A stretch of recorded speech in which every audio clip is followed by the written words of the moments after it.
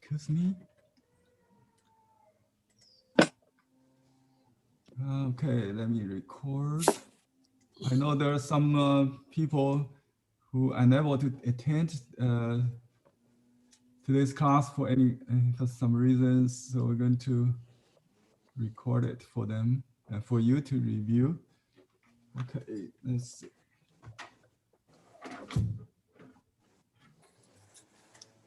How many of you are brand new to this class? I am. Welcome. Let me see. How can I view everything? I am. Hello, Ecom. Ecom. Okay, nice to meet you, Ecom. I have taken many of your classes, but and Massing. Yes, From, here where are you? in the UK. Oh, in UK. It must be very early or too late. It's late. Yes, it's Late, 5:30 in the evening. Or yeah. Evening. Oh, thank you for joining us. And Angie from New Zealand. Yes, Adrian from New Zealand. Adrian from New Zealand. Nice meeting you. You're my online student. It's good to see you in person here. And we also have expecting someone from France. So it's an international class. Wow. Okay. That's great. Let me turn on my lights.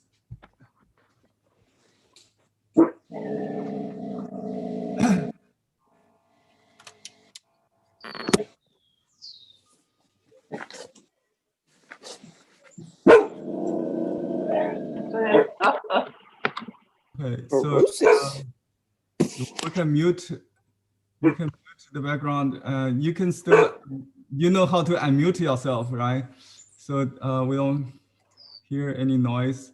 When you're not talking, you can keep muted. And if you like to comment or ask questions, feel free to do so.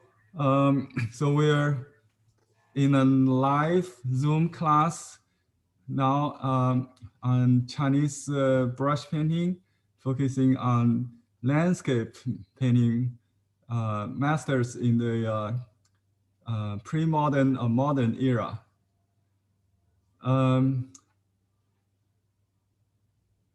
For those of you who are already with me through the last two series, we have gone through the whole process of Chinese landscape painting from 10th century all the way to 17th century, from the kind of primitive landscape and the development of three perspectives, and then the monumental landscape in Song Dynasty, which is the first peak in the art history of maybe the world, I will say. The highest achievement in landscape painting was in the Song Dynasty, probably, both theoretically and practically. And then in the Yuan Dynasty, it developed into a combination of calligraphy and painting. We call that literati painting or scholar painters. And in Ming Dynasty, we see a trend towards a revivalism, of the Song Dynasty. At the meantime, synthesizing, all the styles in Ming Dynasty, the four masters of Yuan Dynasty, sorry. So the Yuan Dynasty actually is very important. The four masters of Yuan Dynasty we studied, namely Huang Gongwang, Wang Meng, Wu Zhen, and what's the fourth one? Huang Wang Wu Ni Zan, right? Ni Zan. So these four are very important, and they have direct influence on the Ming Dynasty master Dong Qichang. He started the Orthodox school And then in the 17th century, we see the rise of individualism, represented by the four monks. And in the last class, we talked about Shi Tao, one of the four grand masters, greatest monk painters, Shi Tao, or stone wave. Today, we're going to talk about another Shi, or monk. His name is Kun Can. By the way, on my table, you can see a stack of booklets. These are like a extract from an encyclopedia, maybe by artist biography dictionary, maybe. So they have this little booklets for each masters, and I have collected every one of them when I was in university. So we have gone quite a few of these names. You know, the masters in Tang Dynasty, the General Li, Guo Xi, the four masters of Song Dynasty, Fan Kuan, Guo Xi, Mi Fu, and his son Mi Youren, the Mi Dot, you know. You can see the quality of the print is you know, late 70s or early 80s, I say. Yeah, so when I studied art history, the condition is like this. And Shen Zhou, Shen Shitian, Wen Zhenming, Wu Zhen, you know, these are the Ming Dynasty four masters. And then we talked about Gong Xian, right? Gong Xian is the class before Shi Tao, the lesson 19. You can see that's Gong Xian's painting. Even from this kind of poor quality plates, I can still get you know, the style development. Henry, yes. we can't see what, are you flipping through the books? Because we can't see that. Oh, I'm sorry. My camera is frozen. I don't know what happens. Thank you for telling me. Oh, okay. Yeah, I'm flipping through the books. So let me just start, continue. I don't want to repeat. Just to let you know, these are just the name of the artist, and it comes with an essay on their biography, and there's a few paintings. So speaking of the two monks, there is a combined book here. We have two monks among the four. Hongren, I mentioned, is Susan still here? She introduced us. Lisa. Lisa, right? Lisa yeah. Curry, right? Yeah. Lisa, did you paint the Hongren, right? Yes, I did. Yeah. Okay. So Hongren was one of the Zen monk in Huangshan school. Huangshan, see the Huangshan pine and the rock here, and his painting of you know, that's Hongren. Very distinctive style, derived from Nizan. Now we see Kun Can. Even from this very poor quality photograph, you can still see the difference between them, right? So just, you know, through this book, I studied each masters, and then, you know, also in my my university course, like on art history and connoisseurship, because I was an archaeologist. So incidentally, it's interesting. I have two copies of the same artist, Kun Can. Probably I forgot, you know, I had when the second time I saw this book, I bought it again, maybe. So that's what happened, I guess. And if someone else want it, I can share an extra copy. This one is unused. Maybe I will send it to Ping Huang. If Ping want it, Ping. Hi, sure. Thank you. Okay, so you can read it. And this is the artist we're going to do. And we also will talk about Huang Binhong later. Huang Binhong is the biggest figure, master in 20th century landscape painting, classical landscape painting. And just briefly, you can compare his style with Hongren, Kun Can. I think Kun Can is kind of hard to pronounce. Can spelled as Ken. Kun means bald or shaved, like the monk head shaved, and Can means disabled, or unable. But his name is Can, right? In Chinese, in English pronunciation, Can actually C pronounced as a TS sound, and Huang Binhong is an art historian, and he spent all his life just doing one thing: landscape painting. And he is a very established educator, a book author, and teacher. His style basically dominates academic art schools in China for last 30 years, I think, maybe 40 years since since I was in school. Anyway, you can see his painting very similar to the style of this 17th century monk. So it's a very recognizable style, but it's not very easy actually.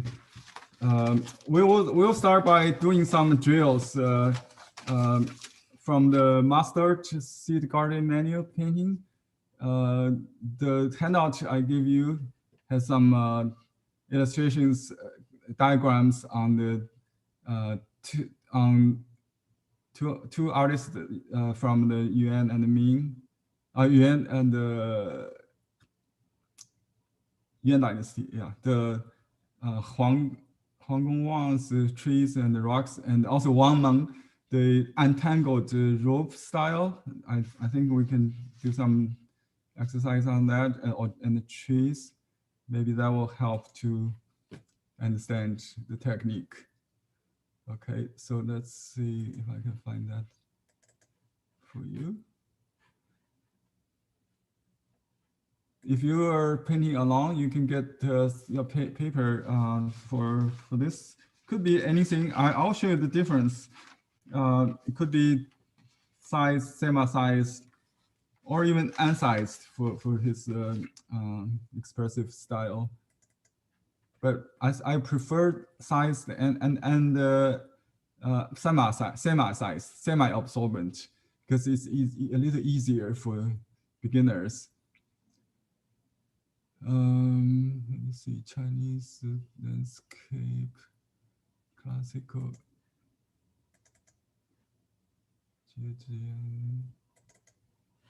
Okay, let's say the rock.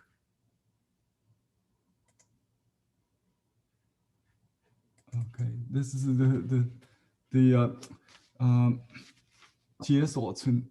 Okay, I'll use a combination brush because Hongren is I'm not Hongren, Kun Can or Shixi. Let's call him Shixi. Shixi use bold, B-O-L-D, not B-A-L-D. Right? How do maybe we call it pointless, right? Blunt, or and not pointed brush. 2B, how to say in Chinese? In Chinese, 2B means it has a double meaning. Two head, and in case of B, it's a unpointed or blunt, maybe. So, and he used a very dry brush, very thirsty brush. So you can use a paper towel or a piece of cloth to get rid of.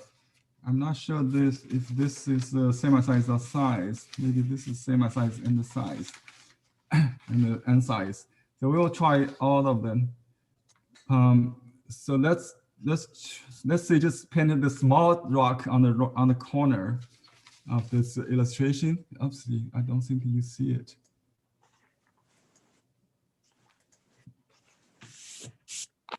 Okay, I'm using this illustration here. So we always start from the contour, right? And there's a place we call it stone nose. Usually it's in the center. You know, like it's protruding from the. You can use this light ink to start with. If you're not sure, it's easy to make changes. Okay. And notice that he used a tip-centered, tip-concealed stroke, but it's like a flying dragon, you know, with just like his cursive style calligraphy, but you have to kind of control it, so it's not like creating weird turns that goes beyond the reason of natural law. You know, you don't want to. But he does like strange rocks, just like Shihao. He lived in the mountain for 10 years to escape the turmoil after the crackdown of resistance to the the Manchu Qing dynasty. He was a monk when he was 20, and then at the age of 30, he became a soldier to defend his home from the Manchu invasion, and then it was eventually they gave up, and he escaped to the deep mountain where he stayed for 10 years and got, according to some history book and the writings on the inscriptions on his painting and poem, he says he got 10 years of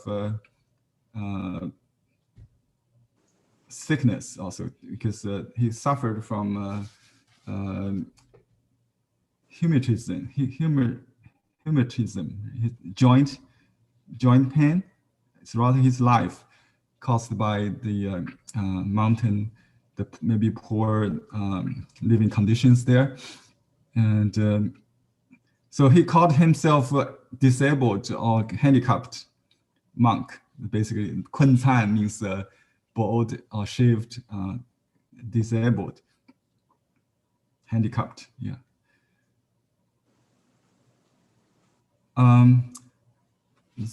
So this kind of Cun is derived. This Cun means a wrinkle technique. It's derived from the hand stroke.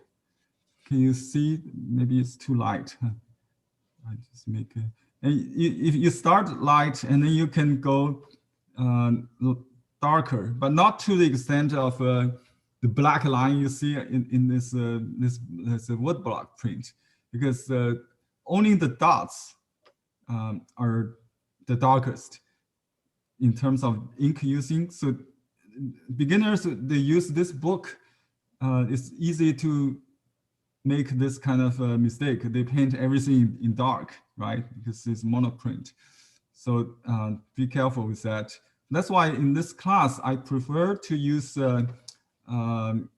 colored plate, the high resolution images from internet is better than books. So if you could, just go to Wikicomma or Google Cultures, or metmuseum.org to download those.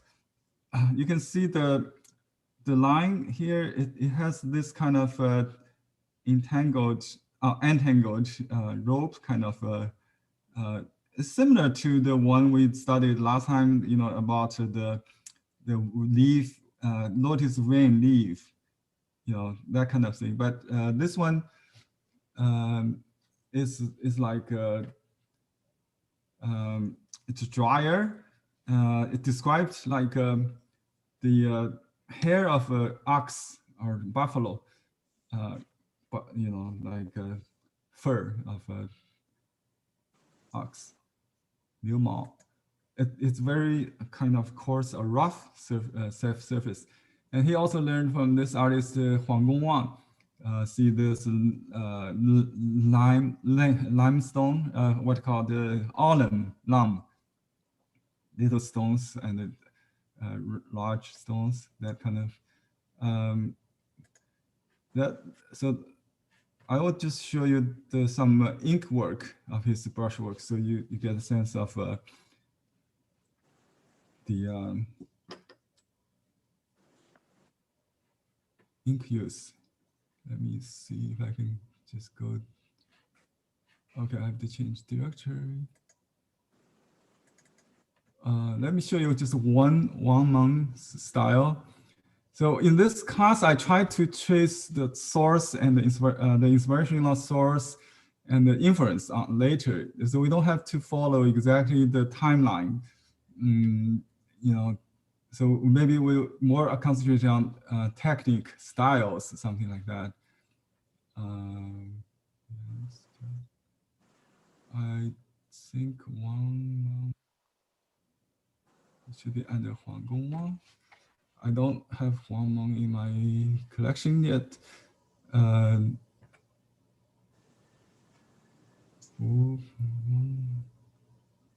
ones. That's not Wang Meng. Yuan Dynasty. I misplaced the folder. Sorry. Let's just go to Trishi himself. So let's find out the ink use.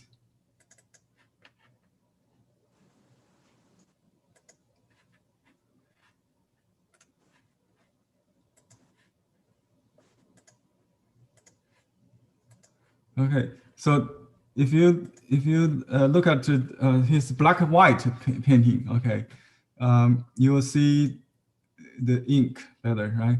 So before he apply color, he will do an ink painting basically. No matter how simple it is, it could be just the contour, and then he just using large brush, just like the pouring ink or pouring ink or pouring color.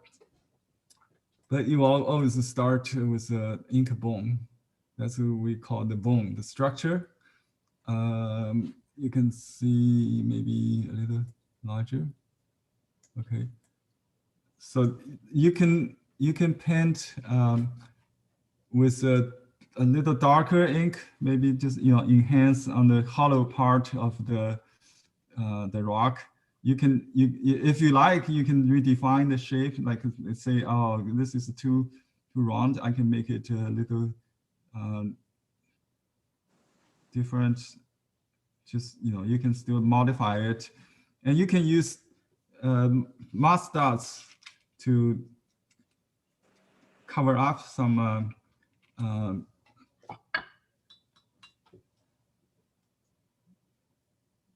areas. You can enrich some areas, enhance parts of the rock, just like where do I put these dots?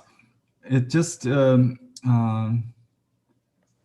depends. Sometimes you have to keep an eye on the whole rhythm of the. Say if I have more dense here, I want some sparse there. Just to balance. So you keep an eye on the whole, and then to practice this, you need to do a lot just to get used to the nature of the brush. So you hold the brush like that and just try to dot kind of round, between round and square, maybe zoom in a little bit. Okay. So you can use a piece of paper to do this before you do the painting. So don't practice on your painting. Practice on newspaper or something, whatever you can get. Just use your wrist. And the brush I'm using is a red hair combination brush. And you can use this mustard brush we made for this recently. ¿No que combination, pues? Pardon me? Sorry. I thought you were using a combination brush. Yeah, I can use the combination brush. Okay. Yeah, because his line is dry but soft. You can feel that it's rough, but not so coarse. It's rounded still. Oh, by the way, if you like to copy any of the paintings I've seen, just give a shot, and then we'll see how many people interested in what. And then we still, I'm open to suggestions what to do today. So just this album is excellent because I have high resolution images. You can see here. Let me use another window so you can see larger ones. And you can see the color very much like oil, right? Strong, yeah. Yeah, look at this painting. Is that amazing? So he has influence definitely on contemporary artists. Here I even see some artists like Zhu Qizhan. He lived 103 years old and died about a few years ago in Shanghai. And also maybe Li Keran, also contemporary artist in Beijing.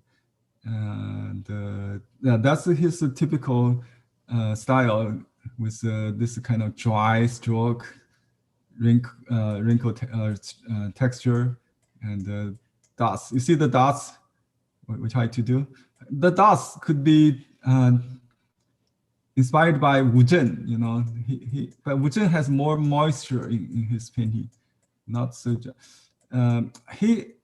If you read the handout I gave you, I have translated some stories from the history book and also his inscriptions on some of the paintings. So he's basically a monk living in the natural environment, and every day he will sit and meditate. I think his mind is creating these images. So as soon as he finishes that practice, he will run to his painting table to start capture the mind image. And in some paintings, you can see him, like this one, he's walking on the trail towards along the stream towards a pavilion. In some larger paintings, I really love this one. Do you like this one? Yes. Very contemporary. Yeah, that's terrific. So we should Let's do do this one that. definitely. That would be a good one Okay. to do today. Yeah. He has it in two colors, doesn't he? One in blue and one in, Yeah. That's a good observation. I like that. Thank you. Who's this? oh, that was Pam. Pam. Yeah. Good observation. This his style is a typical indigo and amber style. We have that in watercolor too, right? Brown and blue. Yeah. But, yeah, this resolution is not so high, but you can see that if you enlarge it, you will see a little monk sitting on the mat, usually on the corner, not necessarily at the focus. You know, his monastery maybe he's kind of living on the edge of this monastery. He's a hermit kind of. This is a temple where people gather and worship, I think. But he lives like in a corner of this, and you can see this one is a typical a very large painting. I seen this in Nanjing Museum collection. You can see he's on the side. I think I have a maybe detail later. You can see on this corner he's sitting there. And this is the gate of temple, I think. Yeah, he's on the side. Not as you might think, you know, he's the focus in the center of the universe. No. He's just part of it. He's an integral part of it. His pathways seem much more distinctive than the other paintings. Usually the pathways have been hidden, but in this case, it really shows through. Yeah, he has a pathway. Because in many poems, he described difficulty to get into his temple, a little temple or place, you know. So one of his best friends is Chen Kui. He spent a lot of time, you know, with him. They would read books, history books, and write poems, and then climb the mountain in the morning or dusk, before the dusk, and paint together. But later, when his friend became older, he described how difficult to get in to see him. So the trail also represents the difficulty in this kind of trip. And he had the three ashamed feelings. So, and when he gets old, one of that was he's ashamed of his feet not being able to travel all the mountains in the world. He also said that he is ashamed of his blunt eyes, which not allow him to read 10,000 volumes. And lastly, he regrets that his ears are not enough to listen to the wise, you know, teachings of wise people. And you know, this is example of the format he does his painting on the album leaf. He will give to the patron of you know, his friend is a big patron of a temple. That's where they met in Nanjing, my hometown. Dabaoensi, I think they met. And this one was given to another Buddhist donor, maybe a follower. So on the left, he will write life advice. I cannot read through all, but maybe Ping can help me.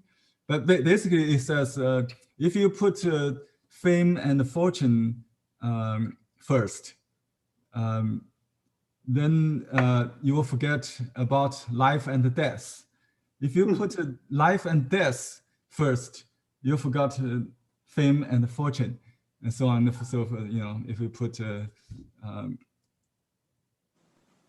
yeah, so this is a dilemma, right? But as a believer in Buddhism, you detached from all this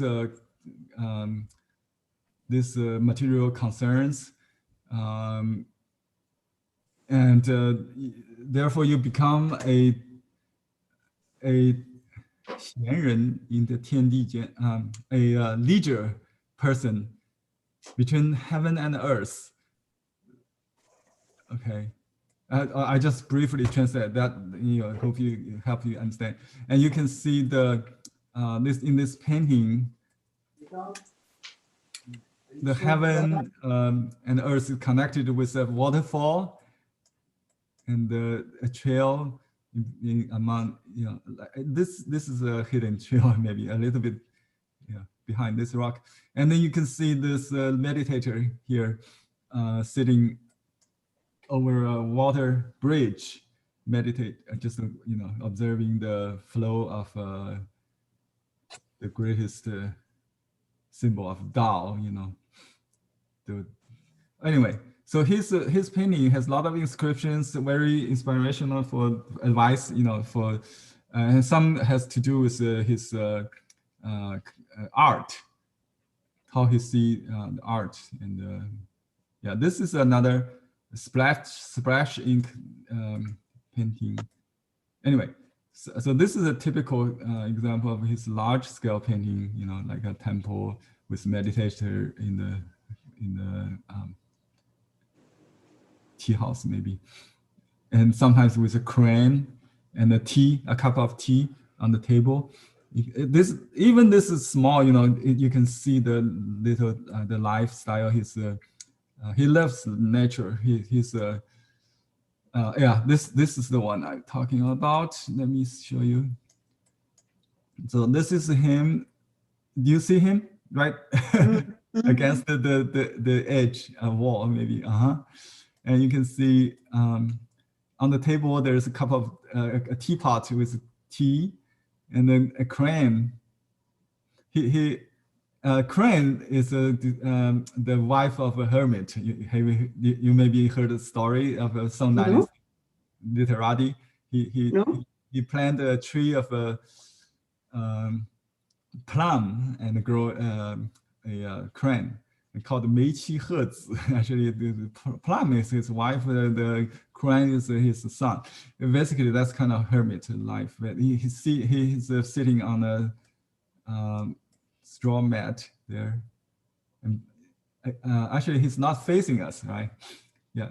He in the inscription of this painting, he says he finished this meditation and then rushed to capture this image right after that. So he created this image. So someone in my class is saying, "Oh, where can I buy a book of Chinese landscape photographs so we can copy?"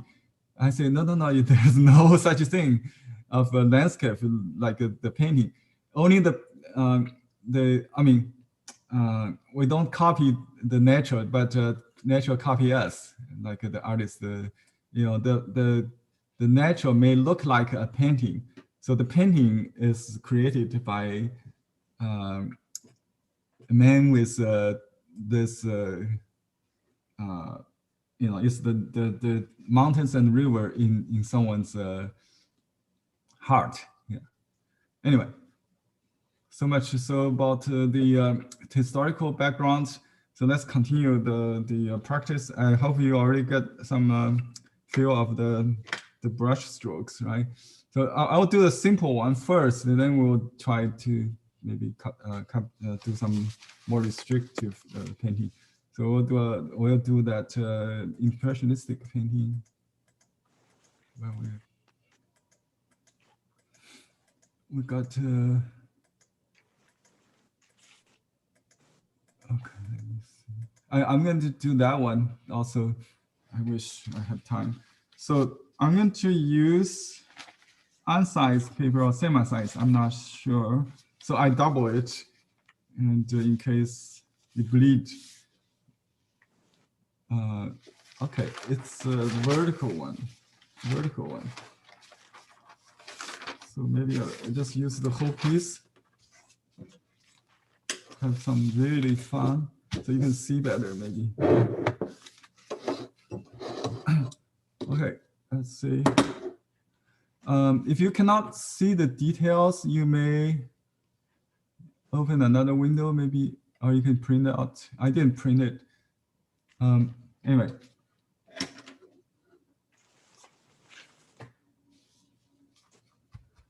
I use some medium dark ink. I got some left over on the plate. By the way, there are two schools of using ink and water. One school is like Dong Qichang. He will keep his utensils definitely clean, and Nizan maybe also he has a neat freak.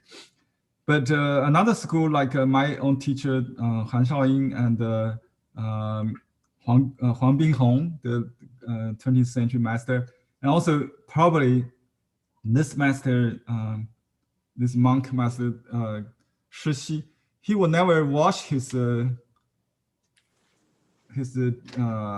brush washer, and that's where he got grace, right? And let's say I just use the dark water here. That's the best gray you got, you know. And he might use the overnight ink. Huang Binghong used all this kind of. He never washed his ink stone. So overnight ink, it was used by Huang Binghong, and he's a big fan of Shi Xi. Shi means stream. And his best friend Qingxi, Green Stream, is a place in Nanjing where they, yeah. And so he is called because his name has stone and stream. So he is together with Shi Tao, two Shis in art history, or two Xis with Qingxi, that his friend Chen Zhenhui. So I'm going to draw some composition first, and you can see about. Let me see. I always think it's horizontal, but it's not. Okay, let me. So vertically, I don't have room for all. I think I just do half page. So you can see the whole thing, right? Okay. So basically, you can fold the paper. That's an easy way to do. So I will just use half and half, and then you can, sometimes I do a diagonal, but this composition is more like a vertical. I mean horizontal, and not so much diagonal. Maybe I can do a diagonal there. Just kind of avoid these lines. I try to avoid, or sometimes just be aware that the center should be a little off, something like that. And you can start with the pine tree here. It's about half in this box, this left box. So it doesn't matter how tall. Just keep it low. I think it's to leave more room for the white clouds. I think the clouds is below the center line, so you need to do this about about a half, maybe a little, something like that. So I will do the the tree first. Then we'll have fun. Okay, so you can see the line is quite dry, right? So you can go slow, even on this absorbent paper. I don't know how absorbent this would be. Let's try. Let's just do this house, maybe this temple. Let's see. So the focal point actually is on the edge, almost out of the paper there. So let me just do this. Oh, this is very absorbent. So I dry the brush further. I dry the bottom of the brush, and just use dry brush. It's still too wet. I got some peach sap glue here to control that. And this little features on the ridge of the roof. So make sure you have a stop at the beginning and a stop at the end of the line. So the line, not just just like a dead wire kind of. You can have a little bit nail head, which is a pulse in the beginning, and a little pulse maybe also in the end. Okay, and then draw a line under the roof, and then the pillow. Some pillows just divided equally, like windows. Please pay attention on the proportion. If you're not sure, use charcoal or pencil if you like. Okay, and there's a tree from outside of the painting. Don't be afraid to go outside, go beyond the edge, so you're not to lead the viewer into infinity. So there's a branch on the top, and then there's a branch shorter under it. It has a Y-shaped, V-shaped split, and this is a bigger one on top. And then we will dot with dark ink. You don't have to load a lot, just a few. And you start from the tip of this branch, and then you proceed to the back, and you create a gradation from dark to light and from wet to dry naturally, right? So and then you do it again with a little dark on the tip, and then let's say where the dark is, maybe here. You don't have to copy dot by dot or one stroke by one, just to see the tendency. See the dark along the touch the branch, that contrast with the white. We'll color that later with brown, but now it's white and black only. Black and white is the value in Western painting, right? We do a value first, value painting, monocolor painting first, and then we do another stroke, just one touch on the tip, and it covers the roof a little bit, and just but we try to use lighter ink, against the edge, maybe just some scratch, some dry brush. That's it. And you can you can dip a little water if you want the light. So this is how I control it. So I dry the brush, and when I need the water, I just touch. Let me show you you don't have to see my face now. You just see my loading zone. So let me turn off my camera here. Oops.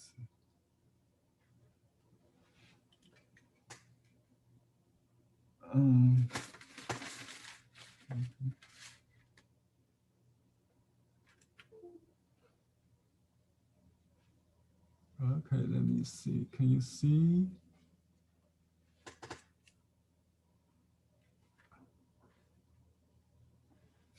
No, let me restart the camera again. Oops. So, oh, okay, here we go. You can see like that. So this is how I load the brush. Just touch the tip of the water, and then you get a light water to start, and then reverse gradation. You get from light to dark, from very clean to, so that's you control. That's how I control the gradation at in one stroke. Yeah, basically, that's how I do it. And then now I use a little more. Let's see if I can move to the brush here so you can see.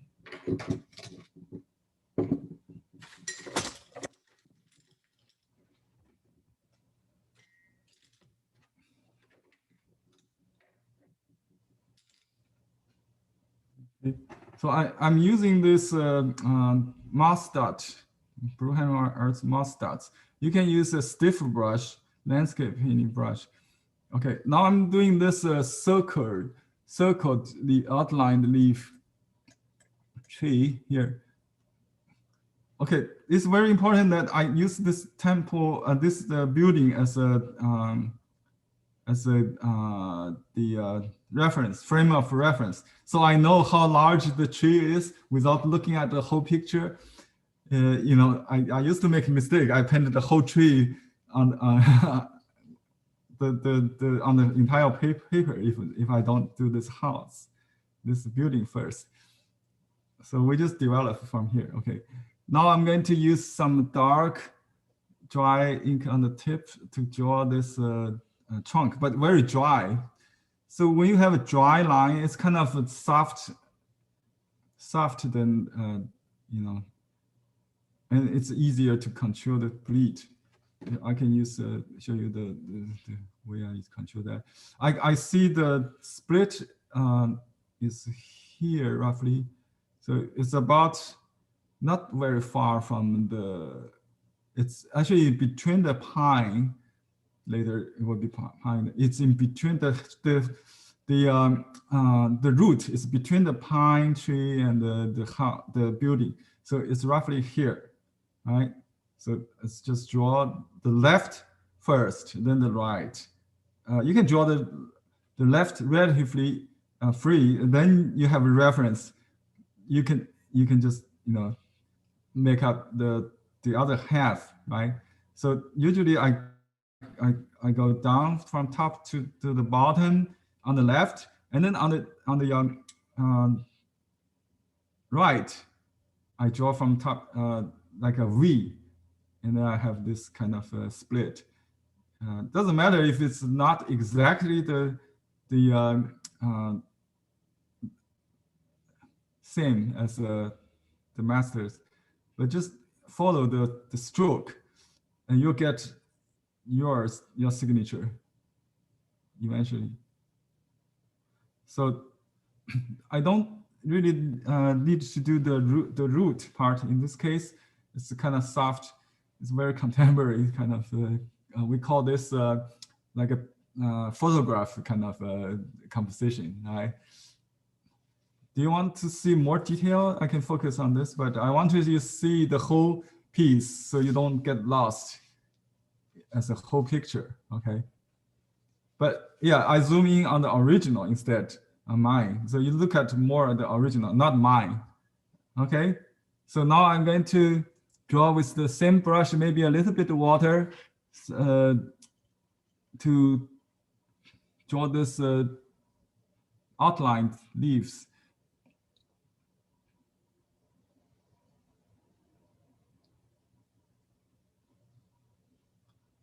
Okay. You can draw in 2 strokes, left and right. It's easier. If you cannot do the whole circle in 1 stroke, it's okay to draw around, you know, with 2 strokes. Just do 2 strokes like that. Can you do that? If you want to see larger ones, I just show you like that. And then try to stack them together with maybe 3 or 5 in a group. You can see, sometimes you can see the 3 or 5 clearly. So don't stop before you finish a group, a cluster. So even sometimes you got very dry, that's okay. You want that solid and soft. You see the change between dark and the light.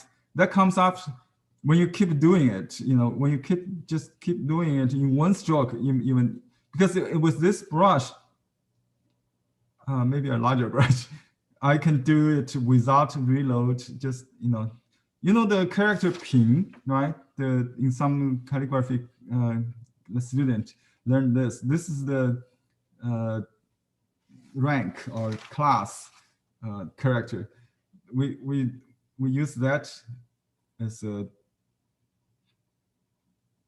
guideline, and then you can add an upside down one, maybe So basically, you put all three as a group, and then now I have to pay attention on the outer shape of the crown of this tree. So you don't want to make a noli cup tree, you know, like a round on a stick, right? So, but you don't have to really copy real trees always. But if you just follow the natural principles of how things, how trees grow, and just feel the urge of the plant or the tree, you know, like an umbrella opening to the sun, and just imagine the how the plant, the tree grows, and you can make your own nice trees.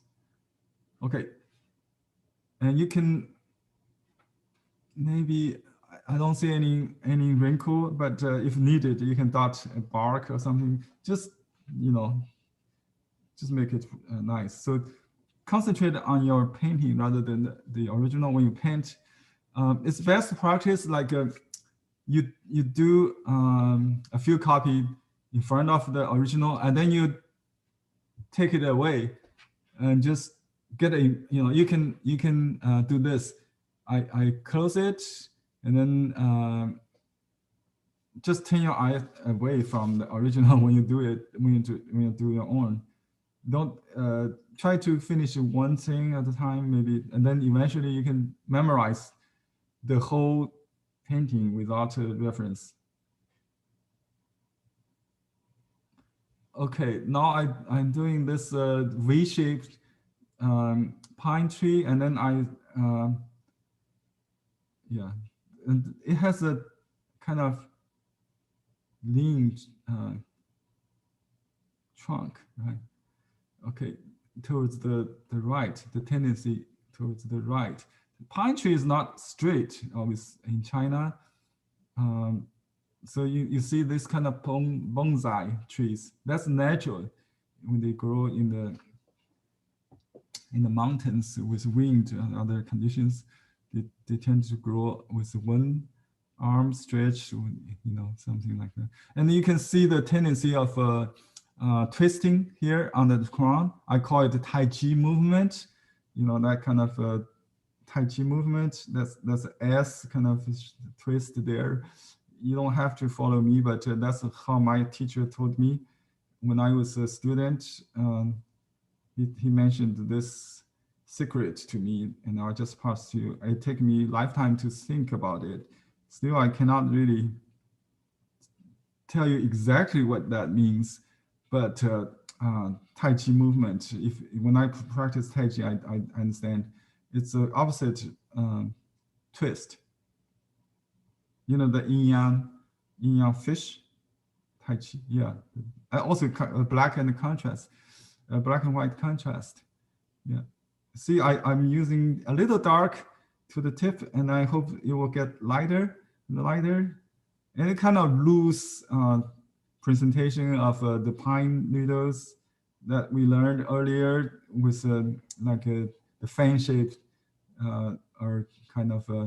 So we don't have to do the group. We just kind of concentrate on the dots, the rhythm and horizontal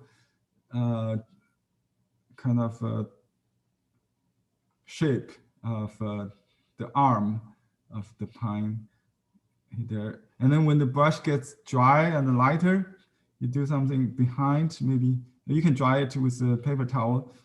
Just dry it as you get very soft ink representing the, oops, I got too dark. It's just a little bit suggestion. Okay, here we have more. You can go up if you like. I usually go down. I think it's easier. And then notice the direction. They kind of sometimes, yeah, it's almost like toothbrush, huh? You might say that, but don't make that really as toothbrush, you know.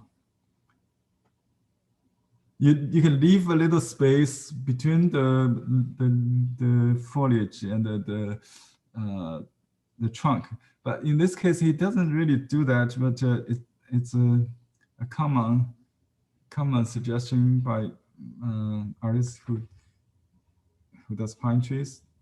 You know, in one of my class, you might learn this. Okay, another temple, just the roof part. You can do the rock if you like. I just started doing this, so I finished this. And the horizontal, keep it leveled. It's good. Under the trees, there's a side roof, a triangular shape, and some features.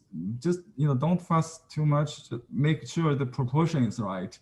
The large smallness of it might be small compared to the tree and the, yeah, it could be, but so what? Just you know, if as long as believable, it's a house. So proportionally, the person should be smaller than the house, and then the tree. The tree could be bigger or small. And there are some, I see some branches, so you don't have to do other details. If you think it's complete, that's okay. So now I'm going to work on this rock that in front of the building, this giant wall, 3 rock. It has 3 dimensions. The rock has 3 dimensions, right? So this is how I do it. I can start from the, you can do it in one stroke. You start from left to the right, or you can do it from the top. So maybe we just do it from here, from right to the left. You can do the opposite if you feel more comfortable. It doesn't matter, just one stroke. Basically, it's almost like a barn shape, like a mushroom, rounded, yeah. And then you connect to another small piece on the right and a smaller piece in the front, like a small mushroom. And so this part is kind of shady. And this dividing line between the large and small, and some wrinkles, dry brushing, because I don't reload so my brush gets dry. If not, you can use paper towel too.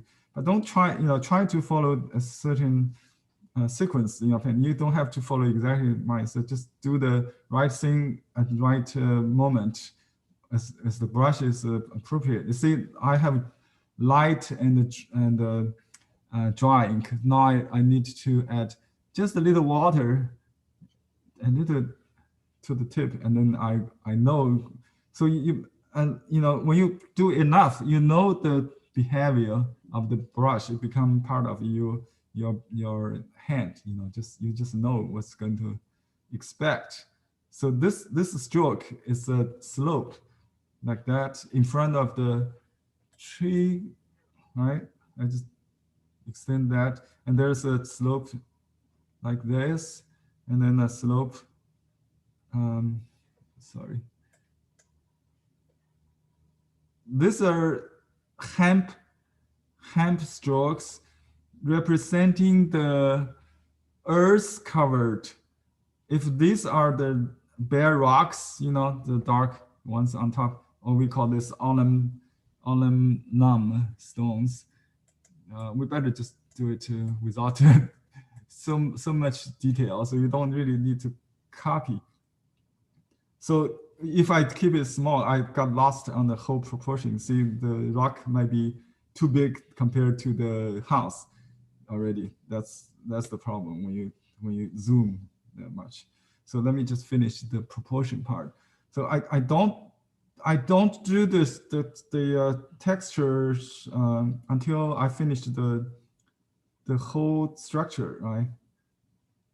See, this is another character we studied in the lesson 1. If you missed, if you didn't take that lesson 1, you can go back to find the early recordings, we talked about the chill, the character of heel. That that is here. I think, and now you just add another one, or you can consider, just this part is the chill. I think it's the 3 division, kind of make it 3-dimensional. 3 faces of rock. That's the Chinese name for dimension. 3 faces, 3 planes in Western language maybe. And I see a slope. I think, I may have to adjust a little bit. So I go down here. Let me see. We can go. Look at the line. If it's too straight, you want to vary that, because he ended right there. So if I extend that, I want to make a little difference. Maybe we can make it rise again, to stop the eye. Or let me see. You can make another.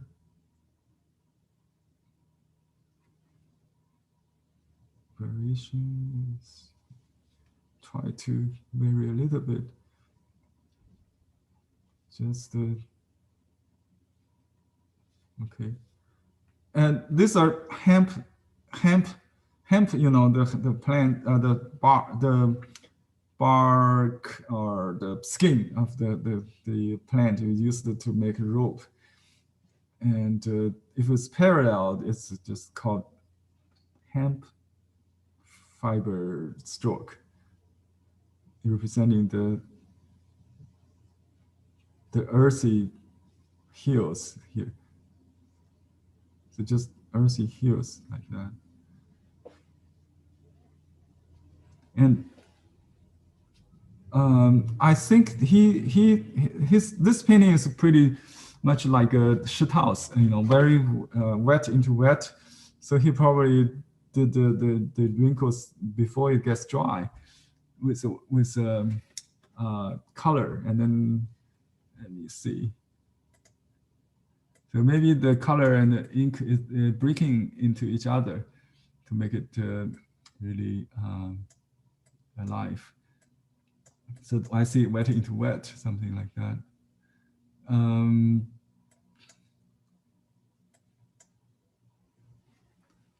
So yeah, we just have to adapt a little bit. I'm going to finish the entire composition first, and then I will do the washing.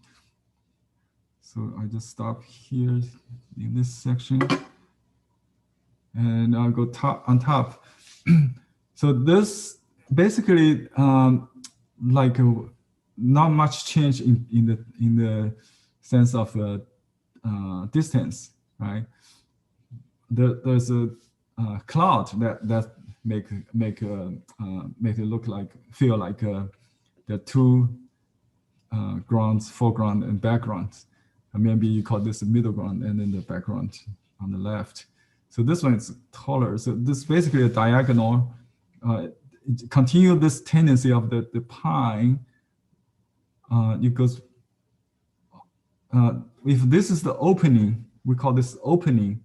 This opening up, and then we close it down from top. You can start from the center of this. We call that stone nose. See, so this is the chill. I see that so there are some trees covering that line. So that's basically.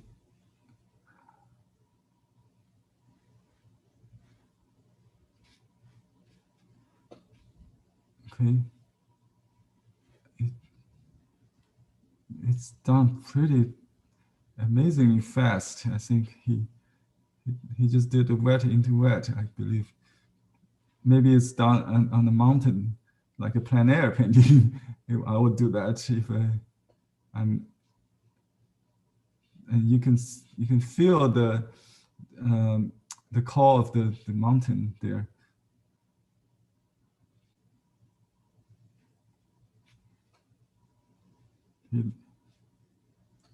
But in real mountain, I think it would be more luxuriant with lots of details. But in painting, we simplify it into the language of like a calligraphy.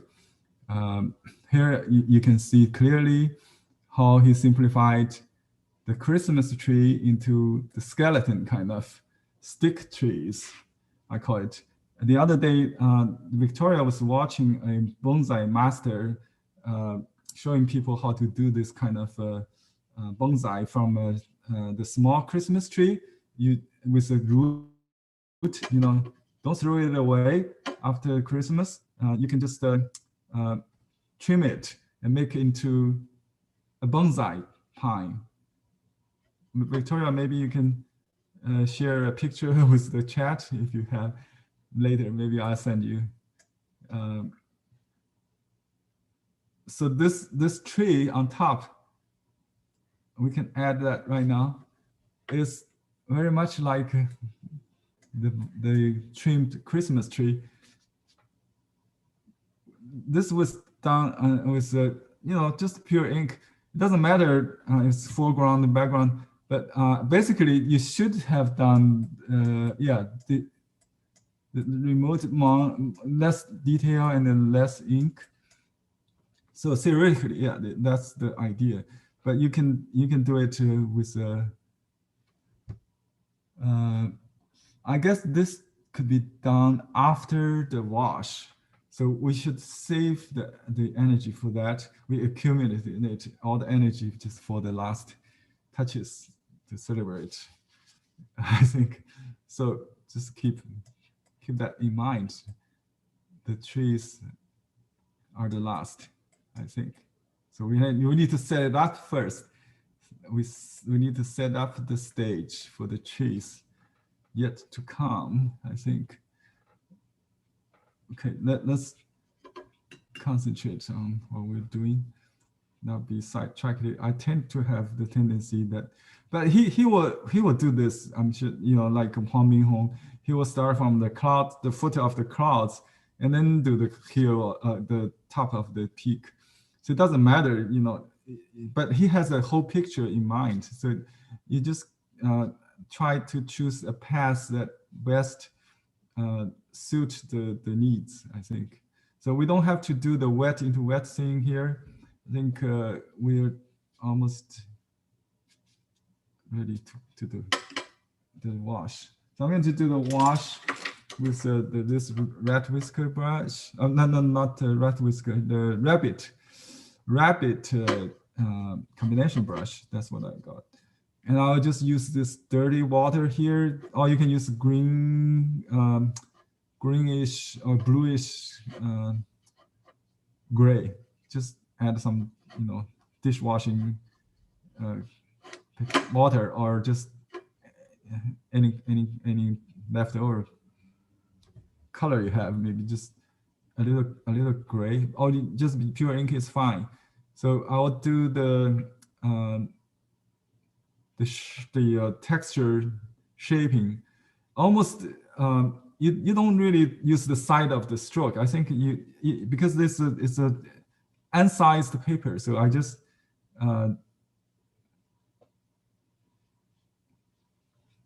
notice that my washing is significantly lighter than the line, right? So that just keep the line visible, not covering it. And pay attention to the foot of the heel, that soft into the white clouds. So you need to save the white, and you can add more water later to soften it even further. So let me just finish the structure first. And I see the valley is here, and another mountain I just you can just add a little. Let me see. I have some. I wish I have some blue left. I just get some blue here. I don't think there's much blue, but theoretically we should have some blue in the atmospheric perspective. You know, when you get into the distance, you have this kind of blue. Yeah. So I add a little indigo to the gray. Now I just do this this mountain, just one stroke all the way there, and to the valley, and another hill just like that. Yeah, just paint the shape, and it goes up actually. So just you see, this paper records all the stroke. It has a watermark, so you cannot do it little by little. You have to be decisive. Just use the whole brush, the side of the brush. The movement is the direction of the slope, not like that. And leave a little space in between strokes for warm amber colors, okay? And leave lots of white here in this area. So I just draw some dry stroke, just gives myself a little suggestion of that. And I can add a little color to this area, and just add a little water to the front of the brush to create a even softer foot that goes into the pine tree here. And just you can add just pure water; it will disappear. Okay, like that. And okay, now I should change color. I think I got a little over the line, yin yang line, the warm and cool here. You can use amber instead of orange. Let me just use amber. So basically, blue and amber. Amber. Okay. This is the amber, and you can mix a little bit blue. That's okay, or a little ink just to mute it, so they're not so shallow, so vibrant. So just mute a little bit, and I do see some pure ones right here, and you can use them to cover the ink if needed. Okay. And I see, oops, okay, this should be the green one. This one's the orange one, right? This one there, and there's some orange there under that, and then just go, the bottom of my brush is almost water, so I know that. I just slant the brush to finish this, and then you can add more water, just reverse gradation, and just make sure the water is you know, into the voids here. And I have a line here in it's more leveled. This one has a little zigzag, you know, thing like that. Oh, I got some leftover ink there. And that's nice. That's a happy accident. You know, you don't have to copy this, but since I have that in the brush, it's just a particle from the leftover ink. It just melt in the wet. That creates some pastel effect, which is nice. You know, I kind of expect that, but not really control it. You cannot really duplicate this kind of thing. This is what we call the style, the escape class. 异品 means escape from the norm. And you can have a little variational color, like you can add a little yellow in gamboge just to make a little, oops, I got some dark blue there.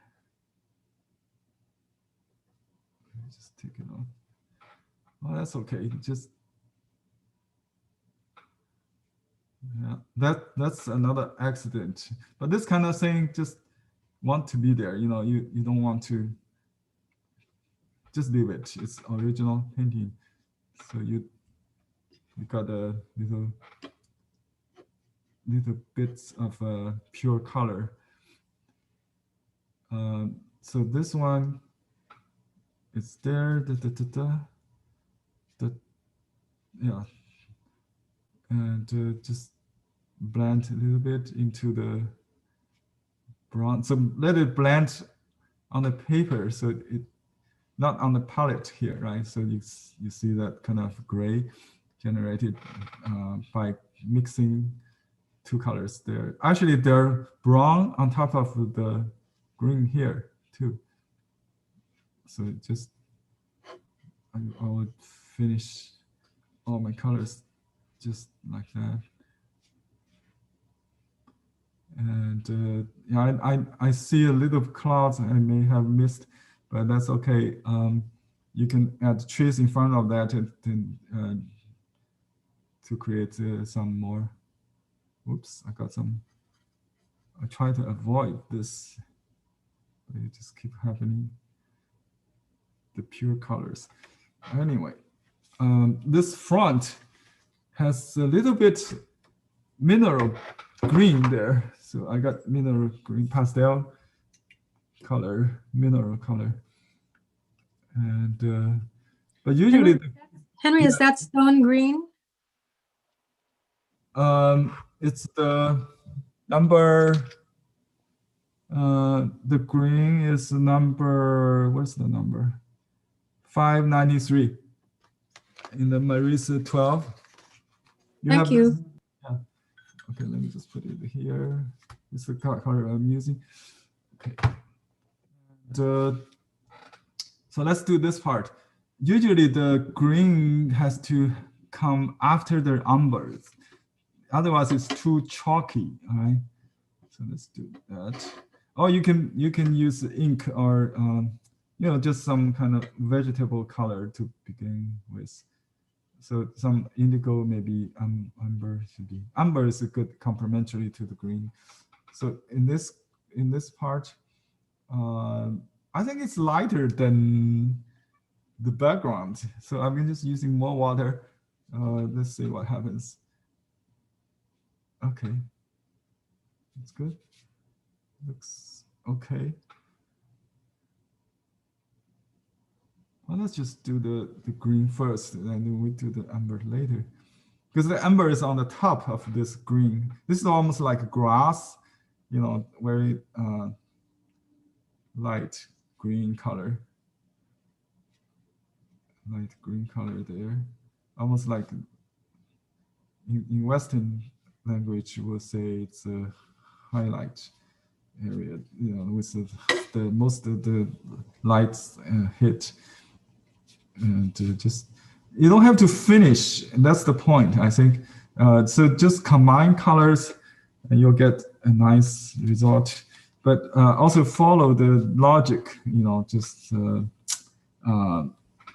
green, you know, on top of the amber, not the vice versa. But this bare rock on top of this should be a little, we can make an amber here with the orange, yellow, and the blue.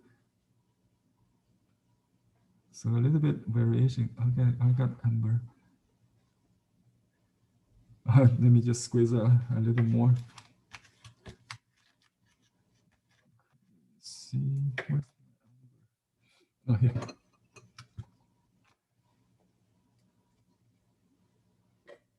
Amber for the rock on top of the allen lumps. Okay, and you can avoid covering the ink by doing it on the back. That's something you can do. This is the unsized paper. Look like you can see through. So I just do it right here from the back. So that will avoid covering the lines if I use this intensive color like that. Okay. I got another painting coming on the reverse. Okay, so you see that that's the color I got on the front. And if you do it on the front, that's okay. And I just dilute it so it will not be too thick to cover the ink effect. And in fact, you could have done this before the line even gets dry, so it blend into each other. But you have to be very skillful, otherwise you may make a mess, because if the lines start to bleed, it will be messy. So timing is very crucial. So you can have some kind of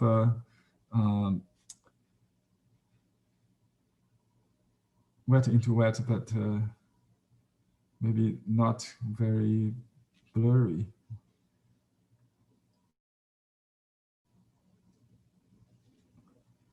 I got another stone here before it reaches the bottom. Okay, you can have some blue to the on the front, just to add some shadow, maybe kind of in the shady area on the bottom of the rock, maybe, or along the on the inside of the shady side. Just mute it, basically. Just mute it a little bit, so it's not so pure. And you can do it after it dries. When it starts to bleed, stop doing anything. So just leave it. Okay.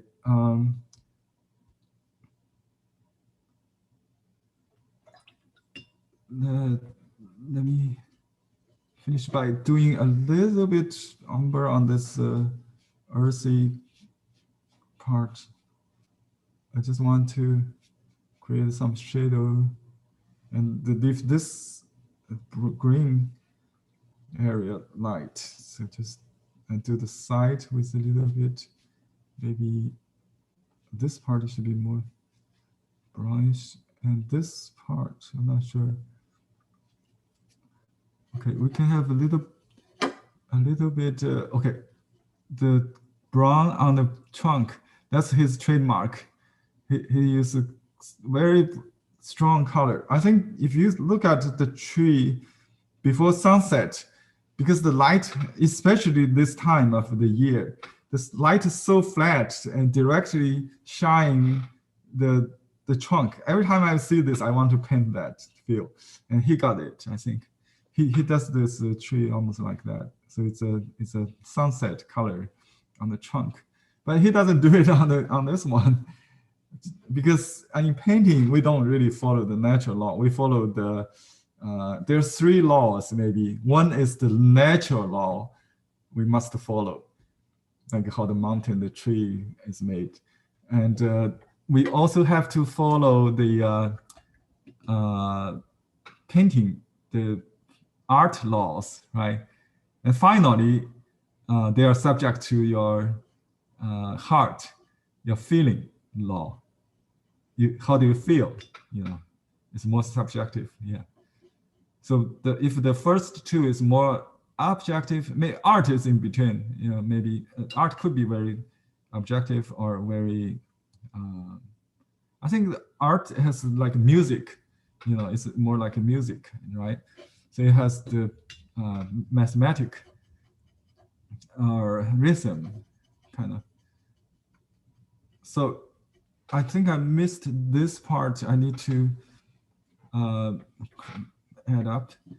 You can mix this 2 color to make a light ink kind of gray. You don't have to use ink.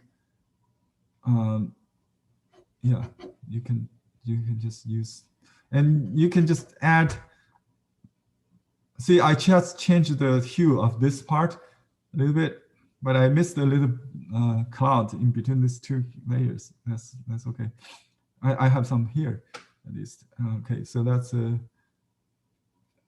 the cool and the wet contrast. And the blue color should be added along the vegetation later, maybe here we can have some preparation for the trees. You can have some little bit mineral color to echo the colors on this foreground. So just add a little green there. Very, very light, very impressionistic. Okay, then, oops, that's a lot. I'm getting a little over. And then when you have concentration, you have to disperse it. Concentration, you have to disperse it. And just have green everywhere. So it makes it look like a spring mountain. I don't know what's the season. Usually they have a clear indication of the season in the Chinese landscape painting. So this is the in slope. This is the yang side. Yang side here, and then there were some trees there. Okay, so the pine tree needs to be colored just with a little color the trunk, and this pine is behind the foliage tree, so you can have a little bit behind there, and then squeeze out the foliage. I just fill in the white trunk with a little brown, very gentle. You can highlight the color on the branch as well. And sometimes we do see blues in his painting, but not in this painting. Maybe this is sunset or something you really don't need, and the black indicates already represents the greens, so we don't have to use any green, I think. So you can use a little brown behind, squeeze out the white roof. The roof actually could be a little brown also, because the white cloud behind is white. So let's do that, but it's not so brown. It's like a highlight kind of. So just kind of gray, warm gray. That's the color, I think. You can usually we just use pure umber to go over the lines. Just a little color, and you can have a little color between the pillows. Maybe just to indicate some material, anything. You can have a little indigo on this tree, but I believe there's not much color. Maybe we just leave that out. Just keep it simple. So this house has a little brown, maybe, and you can highlight the line with a little gray, just to make it, to enrich it, but not really color it.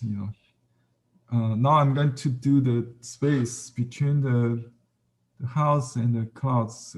So just a little wash, and look at how I soften the edge with the clean water on the tip, so I can draw the line without creating a hard edge. See, you can do this. So you can soften the, just create a transition, and then we see some like a sunshine in the forest there, and then some forest there. Actually, this could be done after the trees. I may have mistaken by saving the trees the last. You could have done the trees together with the contour, maybe. Then you don't have to wait to dry, this whole thing to dry to do that. And but I can use a household iron to dry it, and then we can keep working on the trees. For you, if you have to wait, you can use hair dryer if you think it's done with the washes. We don't have to dry it completely. We just have to make it dry enough, otherwise it will bleed. Okay. Okay. Okay.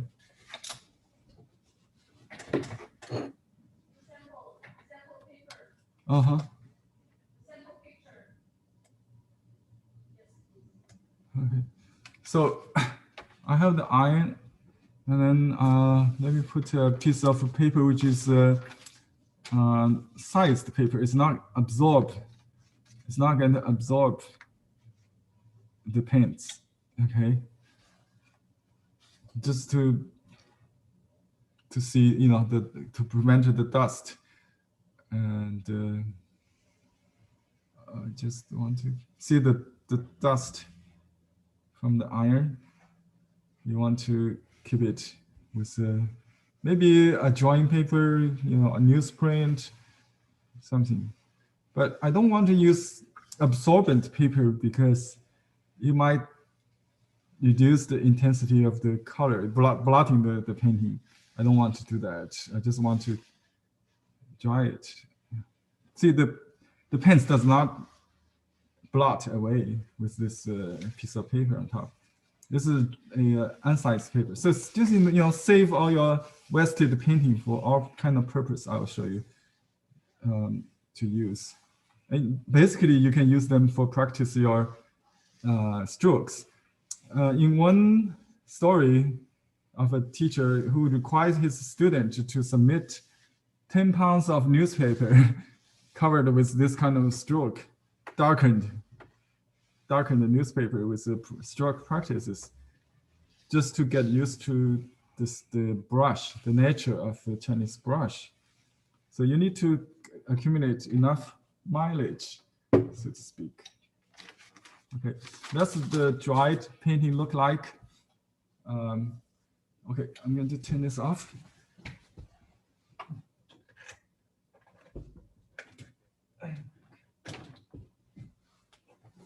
Just have to unplug this. Okay, now I'm going to make some Christmas trees. As we mentioned earlier, the tree usually looks like this.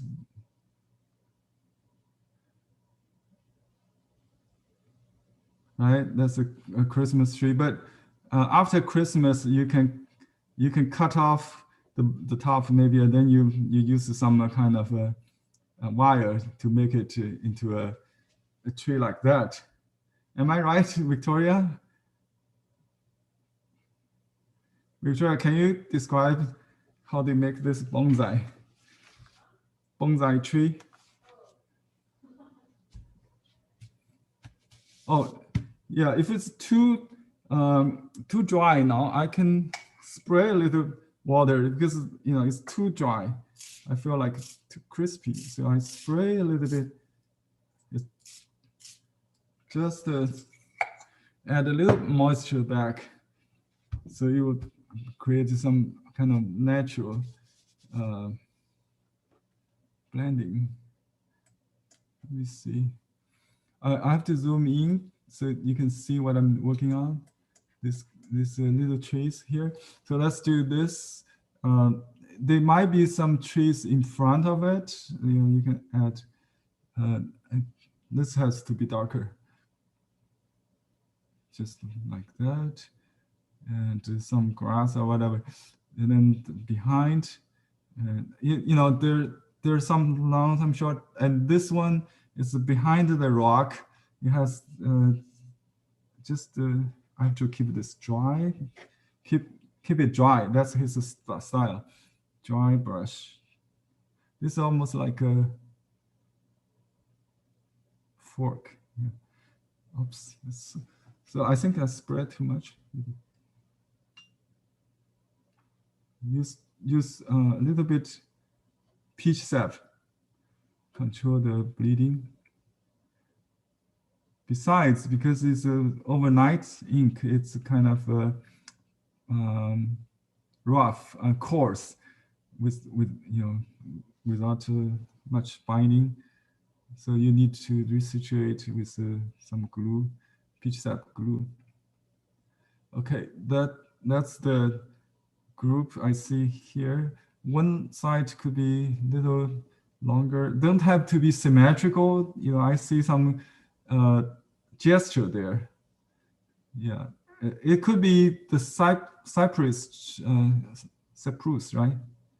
It could be redwood, because the color looks like that. And when the brush gets dry and gets lighter, you do the just keep going, and you'll get this kind of natural gradation. When it's very dry, don't stop. You just go slower. So you get this very loose, very soft, distant. It kind of like a,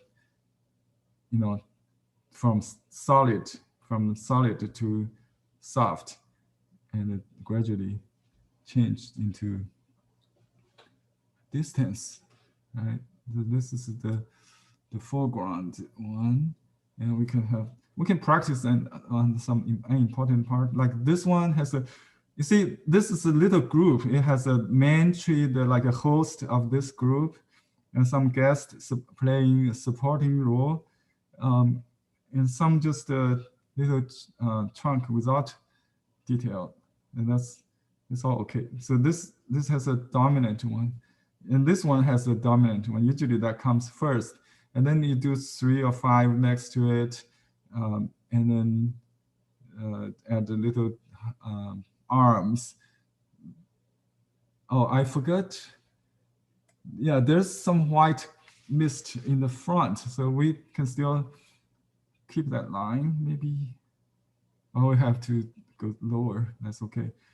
Don't have to follow exactly. When you miss it, you missed it. The mist is in the tree, I think. So you can use some additional color just to blend it, to create that kind of sense of mist. You can still add color, I mean, and then use dry brush on wet into dry onto wet. Yeah, dry onto wet. So I have some kind of movement like up and downs, but not the same kind of level. I see a diagonal, so diagonal, and some kind of up and down movement. That's rhythm. Not same repeat, right? Don't repeat, not straight, not so natural has the rhythm, and you just follow this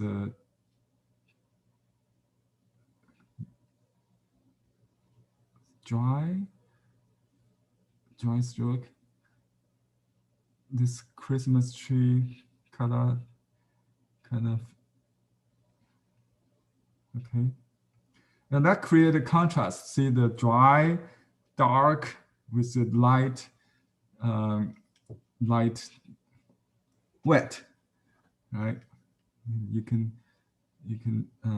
even add a little bit to that. Oh, here's another slope. It's kind of inner slope. So it's a relatively lighter. So that's just to create a jumper between these two grounds. I call that jumper that connect the two. See, large and medium and small. Large or whatever you call it. But that's how this works in painting, not necessarily in the natural, but natural has all this kind of rhythm. They don't really repeat, or we always tend to make everything symmetrical or if you know, the rules are basically used to correct problems. And the style, according to a quote I learned from yesterday's watercolor class, what's style is how you deal with accidents. You know, your cope with how you cope with crisis. That's a style. Okay, now I'm going to do the distant trees. See, this tree on this hill is this slope is cliff. I see it's a little darker, and then the mist downhill because the mist tend to grow to rise from the river or the valley, the lower grounds, right? So we see a let me do the slope clearly here. So there's a, oops, I think I missed it. You see, when I enlarge, I don't know where I am. Okay, this is a empty slope. This one has the trees on that. So I'm going to cover this this area, this mistake, this dark. I consider as an accident. If you don't want to keep it, you cover it with trees. The trees could be used to cover mistakes. Also, rocks could be used to convert trees to rocks. If the trees goes wrong, just turn it to a rock, right? That's how easy it is when you do landscape. You can fix things by you know, changing the object into something else. And you cannot really do that with the figure painting or flower painting. So landscape is relatively easy for beginners to start with. Yeah, I would say if you have trouble with bamboo or orchids, turn to landscape for a while. Then you will, when you get used to the paper, you can do better with other subject matters if you're a beginner. So just take a landscape class first. Pick all the landscape classes from this series. It's really, this latest series actually more comprehensive than the class I've done because I got more time with you and I have more, yeah, information about the development of a Chinese landscape, not just the introduction, but you really get into the museum to see masterpieces virtually and to copy, to learn by copy. That's the only way we learn because this does not exist in nature, so to speak. You have to, it's a second nature. If you consider humans are product of nature itself. So it's the spirit of nature itself. So you have to copy to activate your own landscape, mind landscape. Then when you go to nature, you will see differently, and you will not only to find proof of this kind of the style you learned, but to develop your own style and formulas. So see, this a line of dots indicate that slope, but you don't have to do it like a string of beads, or you have to have some break, and then some small, some large, some close, and some rhythm. That's rhythm, yeah. And finally, I'm going to work on this side. Then we'll be ready to finish. I don't think we have time to finish the second one, but I will show you the homework I've done for the other one. Then you will know, you'll have a chance to finish after the class, and I will be happy to help you if you join my online year-round online class, ChineseBrushPainting.ning.com, you can not only see all the previous recording, and also the you can submit your work for help. You get all your questions answered by me or other fellow students. It's very good to have a group, because Kun Tan has a friend or several friends who really helped to encourage him to develop his style. They really appreciated his painting. So to get a peer comment is very, very important. It's a social kind of, fortunately, we have this social network these days. We can connect it through internet at home. And he lamented in his later time that his friend can no longer visit them because they get too old to walk through the trails in the mountain. So they don't have emails and things like that. That's convenient as today. So we're so lucky that we have so many references. He saw two paintings from his friend collection. 1 month's painting, he will copy and then and then go mountain and try to use that. Oops, I think I'm getting kind of. So this is the middle ground. We should not have trees on the far distance. Okay, stop there. Yeah, he will copy the whatever he can get or see, from his friend. Chen Zhenkui is a master, a student of Dong Qichang, the Ming master. He's a big collector of ancient paintings. And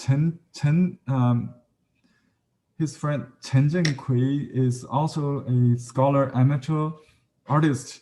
In Beijing, he had the official position in Beijing for a while, and he started to paint a series called Woyu, Jiangshan Woyu, meaning mountains and river, traveling mountains and the river in the bed, or from room. That's a traditional way of saying landscape, the functions of landscape, because when they become civil service, they cannot live in the mountain anymore. So they paint after work. They paint landscape to satisfy their spiritual needs, to get rest in the natural, in the imaginative life of a hermit, even they live in the capital. And it's called, he numbered them. His goal is to make 500. Actually, he reached almost the goal. I think maybe 300 or some. We have seen some numbers. He numbered them. So number one, but none of these are the same. He painted scrolls of different mountains and rivers and numbered in a sequential order. He tried to paint 500 of them. He has very good relationship with the monk.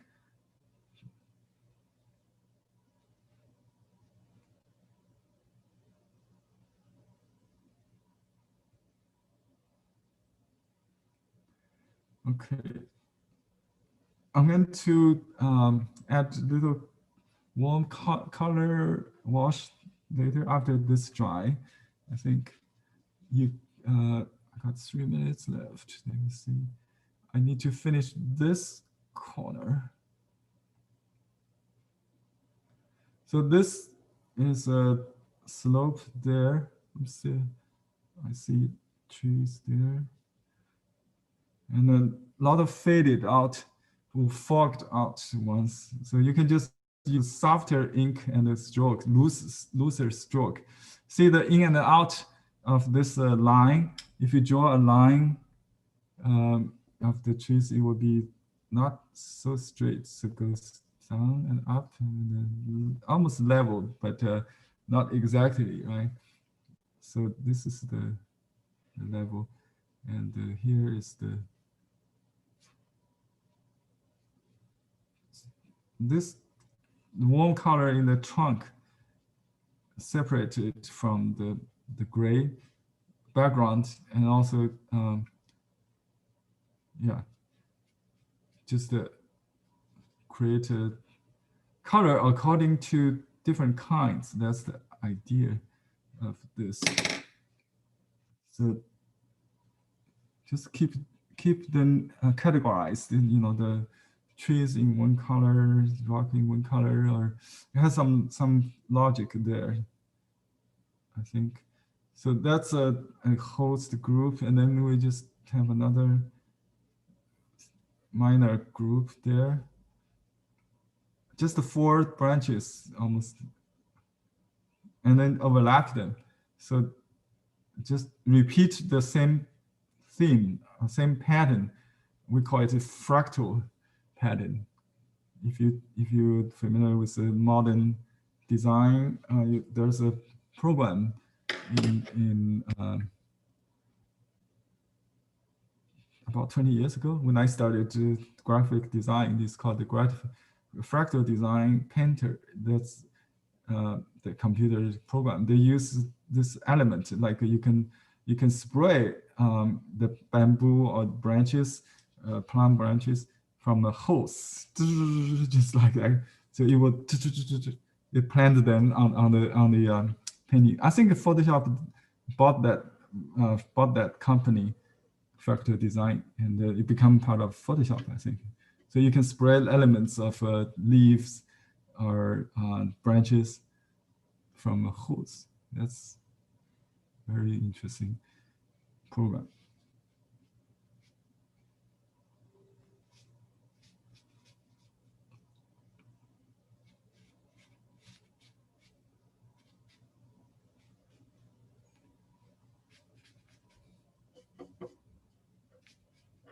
Yeah, this paper has a character, you know, when it's wet, it looks like dark.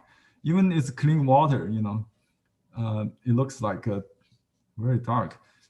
To see the true color, you can dry it, of course, and you can lift it just, you know, against the light, and you will see how it really look like. I'm not sure if you can see that. Anyway, so this is basically what this painting is. There are many ways to do the same thing. I think the artist don't know even, you know, himself what to do first, what to do next. You just go with the flow, you know, the instinct, your intuition will tell you. If you don't think too much, you just when you feel comfortable with this brush, you will do the right thing, not just try to make each stroke for, you know, control everything. If you go with a certain order, logic, reasonable order, you will get your natural landscape. Yeah. I wish you finish this even after the class, and then you can join the group to show us, to show everybody. We'll see you. If I think we don't have time to critique. If any have questions, let me stop for a while. It's already 33. I'm going to going to write the title. This inscription I translated in the handout, very long one. It talks about the art history, and and I forgot something about style, and his friend Chen. Usually it's a response to Chen's discussion, with his best friend. One day they talked about a dry brush, he would do a dry brush. One day he talked about simplicity, he would do a very simple style. So I don't know what this one is inspired. This is exceptionally simple and very contemporary looks. Okay, I'm going to write I think it's there's a Chinese title for it. I forgot.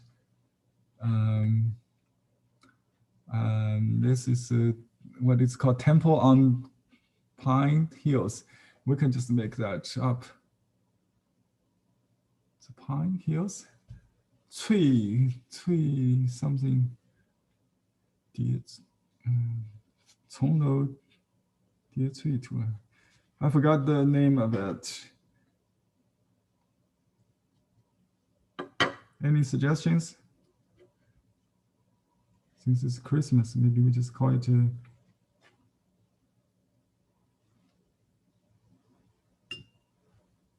autumn. Not Christmas, I mean Thanksgiving. Thanksgiving is next week here in the States. So we don't have class next week, but we'll continue after that. Then we'll take a 2-week break, 2 weeks break on the week with Christmas and then the New Year. Then we continue after that. So so I give you the link with maybe 13 classes. Actually, we only have 10, right? Yeah, because I cannot change the program on Zoom to reduce that number. So I'm going to skip those holidays. Oh, here's another group I forgot to add.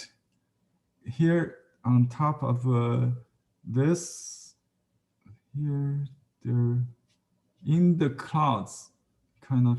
And there's a tendency of, you can see the rule, it goes like, there's 3 rows, like this direction, there's the diagonal, and then just, see, this is a broken ink technique.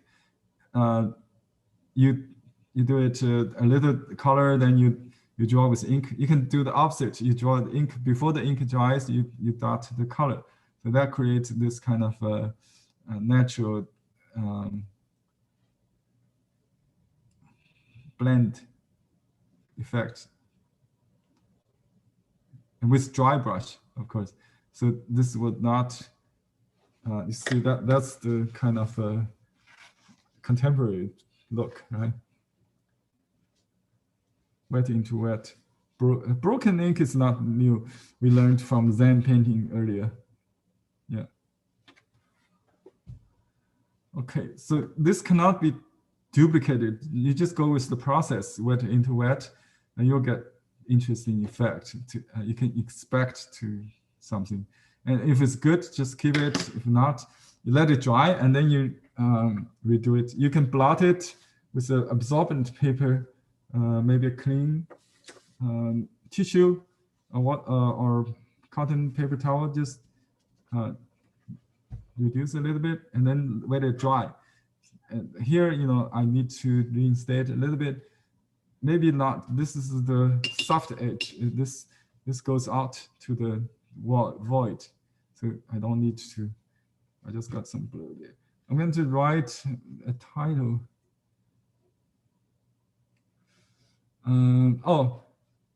Actually, there's another version. You see, on this version, the color is a little cooler, and I can see he washed the sky with the kind of gray.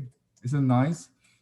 So let's do that. That will create more clouds in the sky, and meanwhile make the clouds in the middle of the mountain to stand out. Okay. New discoveries. Okay. It might turn this painting into a cloudy day, but I think maybe we just keep it to blue sky. For some reason, even China in the past may not have so many blue sky days. For the very reason he himself, Shi himself, has suffered for most of his life the syndrome of joint pain, or what is called rheumatism, right? Do anyone of you know that term? Because of the wet climate. Yeah. Yeah, I think so. And Henry, I think there's a step on the lower left as well. There is something I missed? There's a step of stairs on the lower left. Stem? Stair. Stair. Stairs. Oh, entrance. Yeah. Oh. Thank you. You're really good. Good eyes. I missed that. The entrance. How can we miss that? That's very important. In Chinese painting, we have to make the painting walkable. Yeah. We just mentioned his trails. How come this painting does not have trail? That's not it must be a fake without a trail, right? Okay, thank you, Ping. Just learning from you to read the painting. Oh yeah. I did the same thing on yours. No, Yeah, I didn't pay much attention on the painting before. Just to look, oh, that's a mountain, a house, a tree, so that's it. Nah, I pay more attention. Oh, okay. That trail really helps. It leads the eye. It gives the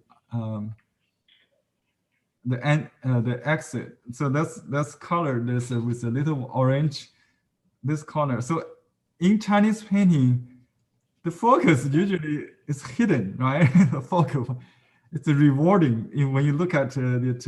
When you stare at it long enough, you'll find some. You'll see more things you didn't see earlier.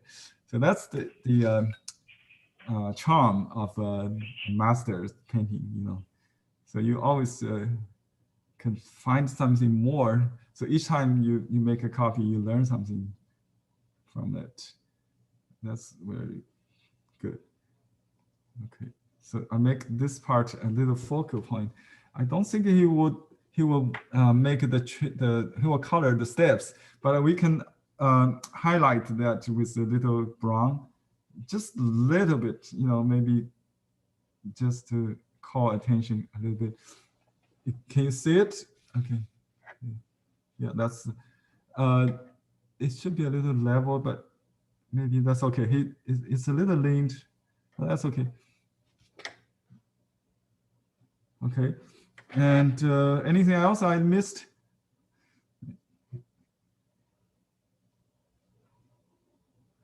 Okay, maybe there should be a person's. Oh, I see a head or something looking out in the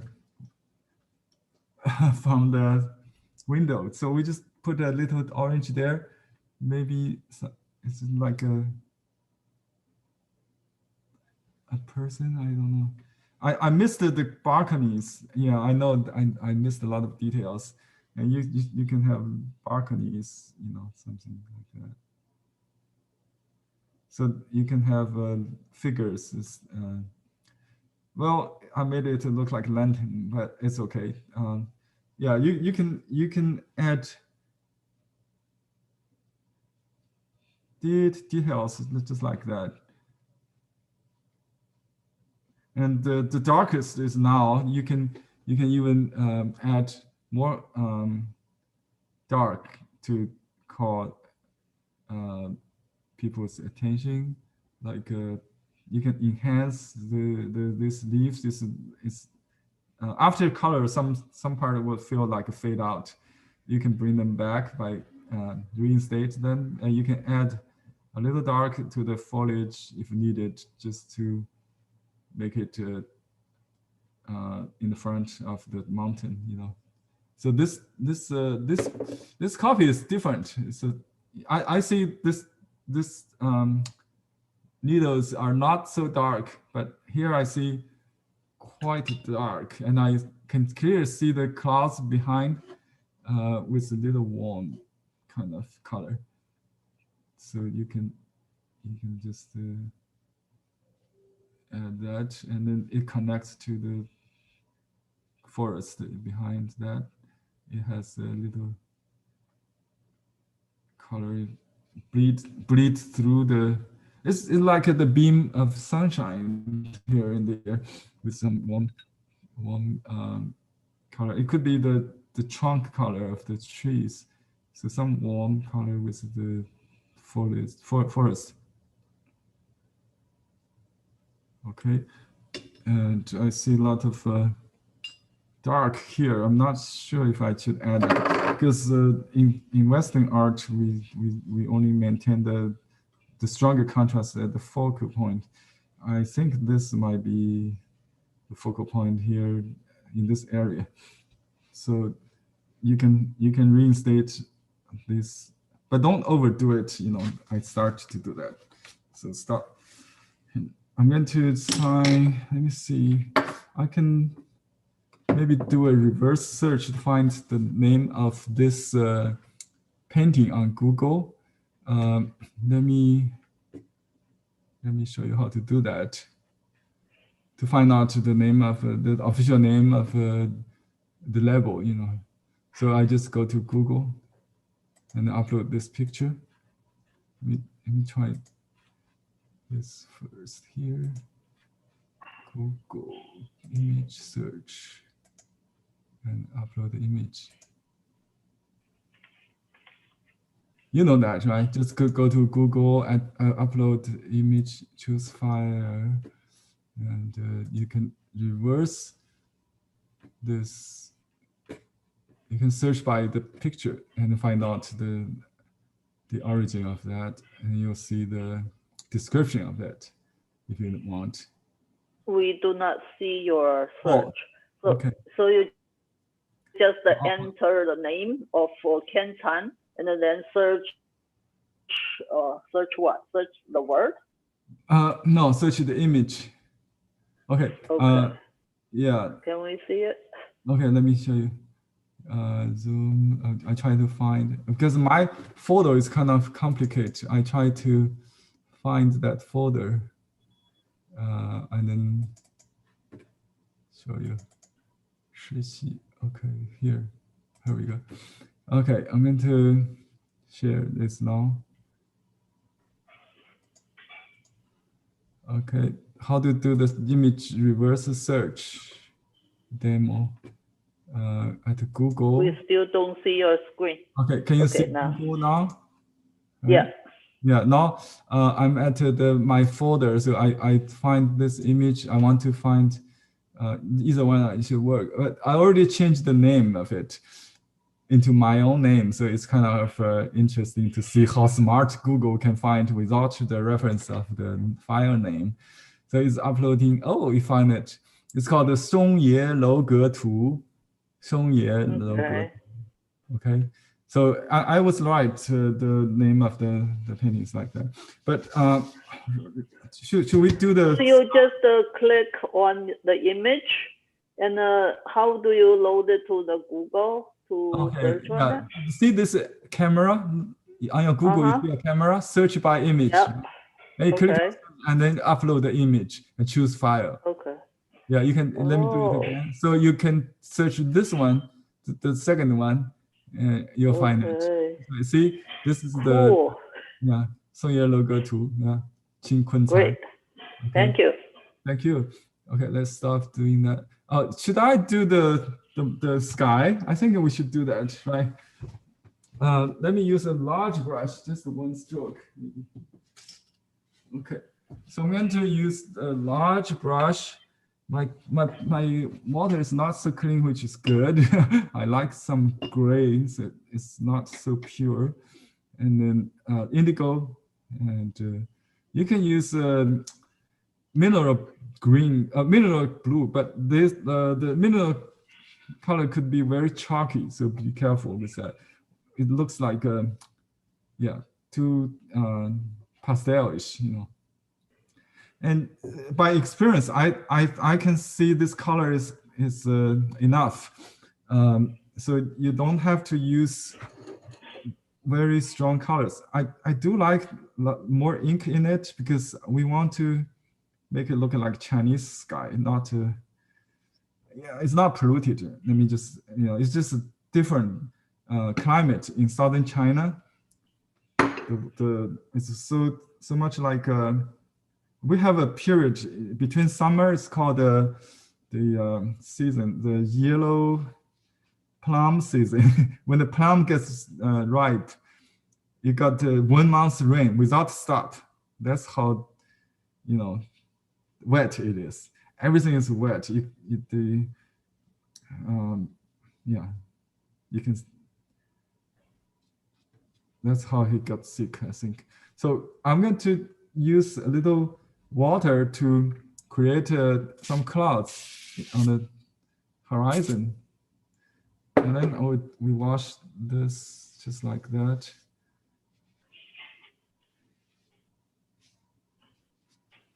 Oh, that's too dark, I think. Too dark.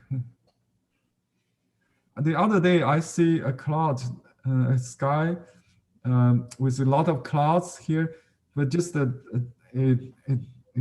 very bright sky in between the hills, just like that, in our local, outside of my window, just like that. I think that's the interesting effect.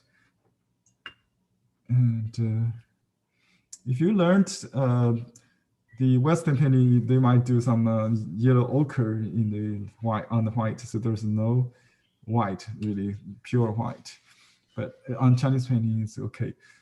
This might be too strong. Be careful. So, but my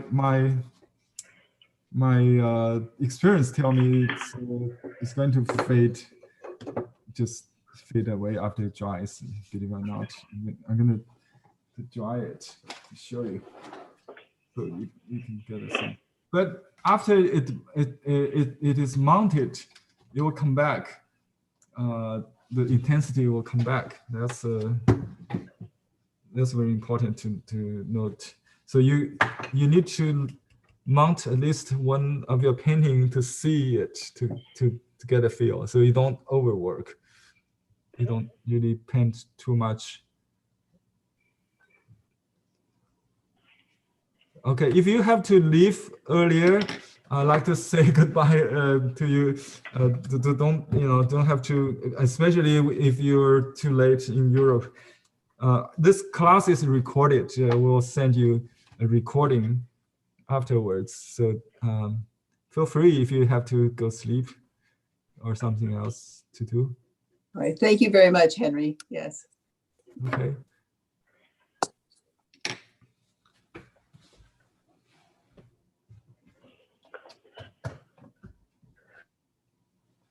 Okay, let me just dry the sky, then I can write on top.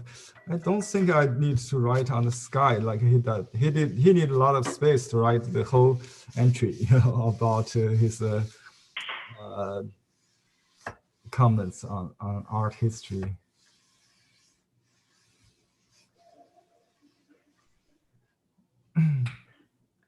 So it's very practical with iron, with Chinese painting. You can iron an individual corner, like just a small area, just like a small area, and that's better than hair dryer, hair blower, I call it. See, that color fades, right? And you can see the color is still wet. So that's how dark it is. And you look at the color. So it's almost like 2%, maybe, maybe 3. Definitely less than 5%. I don't know any percentage makes sense, but just give you a feel if it's if you dilute how much water you need to get the right intensity. Okay, and I try to bring the white mist or clouds in the foot of the mountain. I think that's how this painting works. Okay.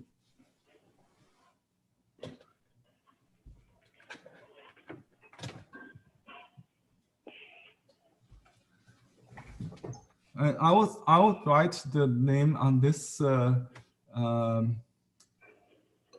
side instead of on the across the sky. Okay.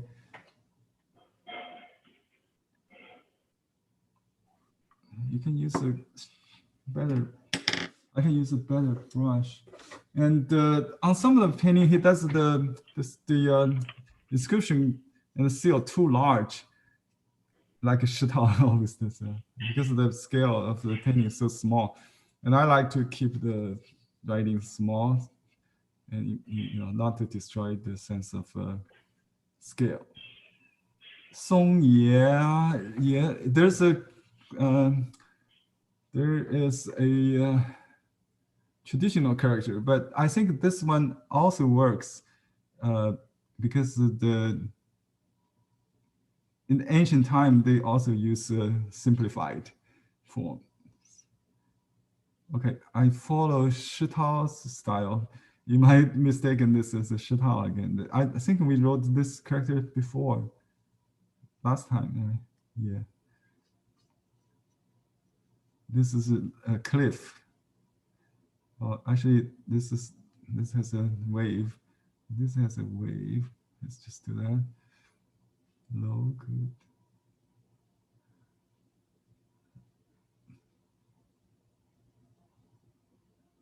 And when you have 2 horizontal lines, you have to eliminate one. Just leave one. Either one should work.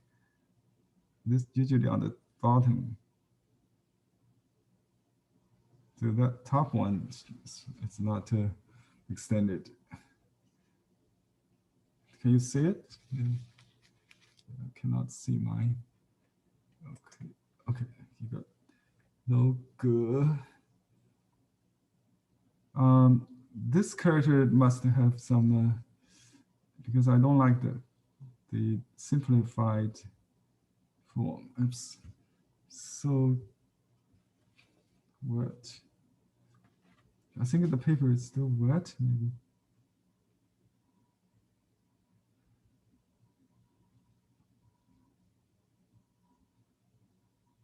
This one looks like a different style. I don't know. This doesn't have the wave, it's inside. But that's okay. Good. I don't have to write the character for pictures. That's the title of the painting. And then we just say Fang, or you can say 致敬. That's what we like from Emily's English square word. Emily used the word homage in English, translate into Chinese is 致敬. So that's a good expression of what we write. 致敬 means pay respect or homage. 致敬实习. And you don't have to write the same style on the site's inscription. You can write any style, like cursive style. 实习. I think I spell it in the handout. If not, you can check maybe on Google, the Vic dictionary, something, it will tell you. This means stream, and then the year, I think we just write the year here.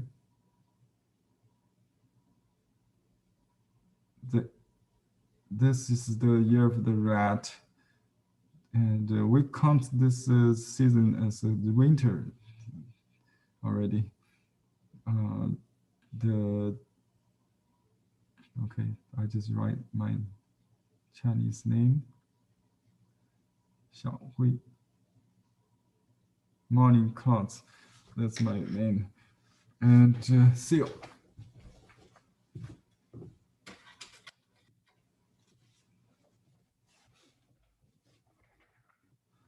I said I would use as small as possible, but he does use a large seal on the painting, as you can see.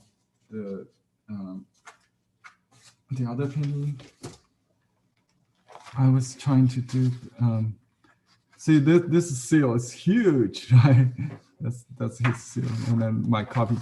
I'll show you in a minute, just to show what you can do. Okay, now if I put the seal down, it will be right on top of this tree. So I will avoid that. You can either overlap on the character, or you can put it on the side. Just use my mouse pad. I don't know where I put it. Just mouse pad there. And I just put here.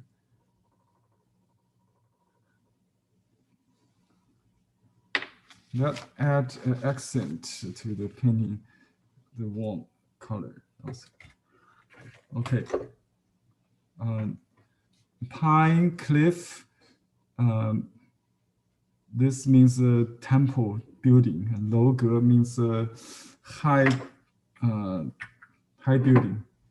High hall, temple hall. This is a level, multi-floor building. It's Ge means a high building. In the pine cliff. Okay, under pine cliff maybe. Homage to Shixi, the year of rat, winter, Henry or Xiaohui, and my last name Li. Okay, here's two versions of another painting I did in preparation for this class. I think it's not so difficult, but it's a challenge. You can try. And this is a half finished painting. You can see how I started. So his painting is basically dry brush outline. Not dry brush, just dark outline.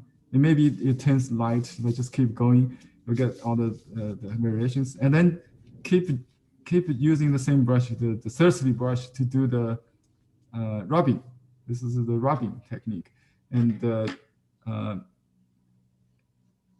just for the record, I really want to show you this magic.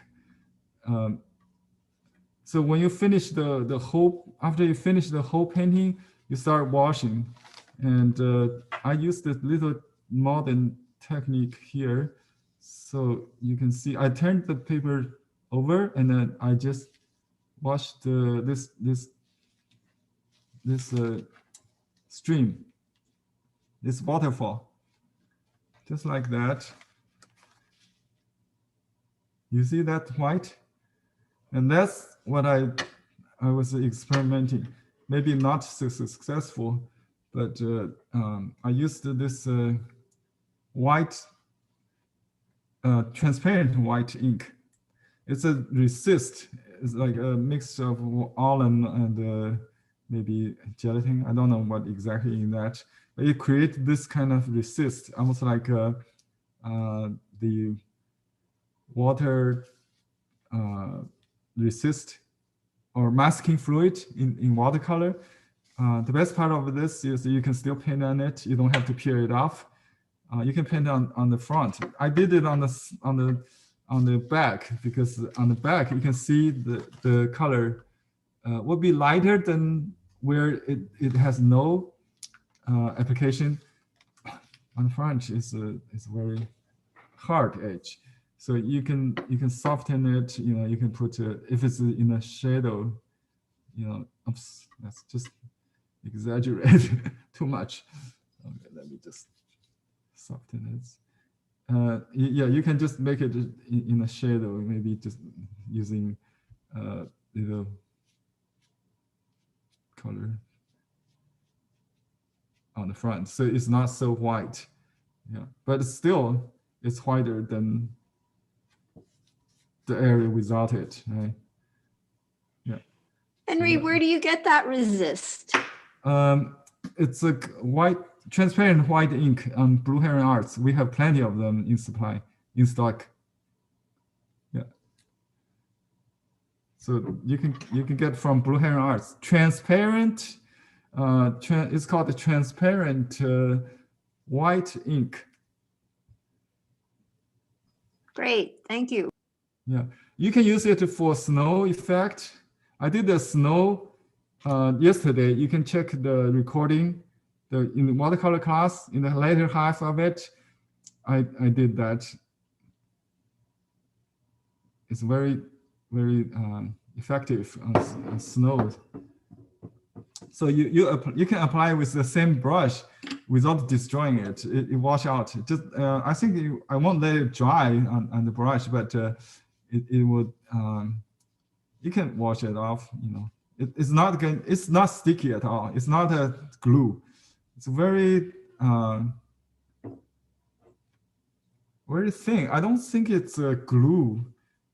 It certainly has alum in it, but not so. Because if you make an alum, full alum solution, I taught it before, you'll get the kind of crystallization. It won't get crystal with this liquid. I just love it. Yeah.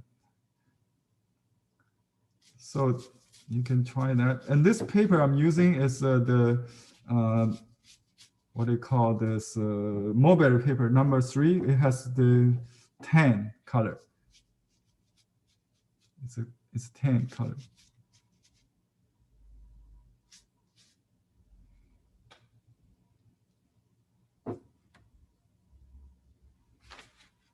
Henry, will you post this painting too for us to work?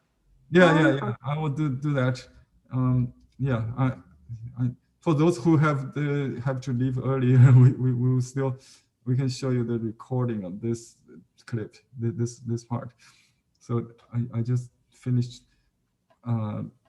this wash soon. Yeah, I have mine. Where to go, huh? Yeah, just feel free to leave.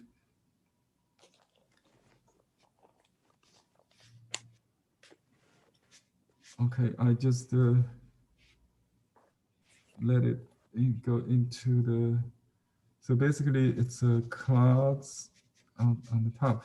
This is what we call this, a corner landscape, or like you only paint the bottom of the cliff instead of the whole mountain. So there's no distant mountain needed. We just maybe just make it into mist clouds like that. And the color on the pine should be a little green. Oh, too much.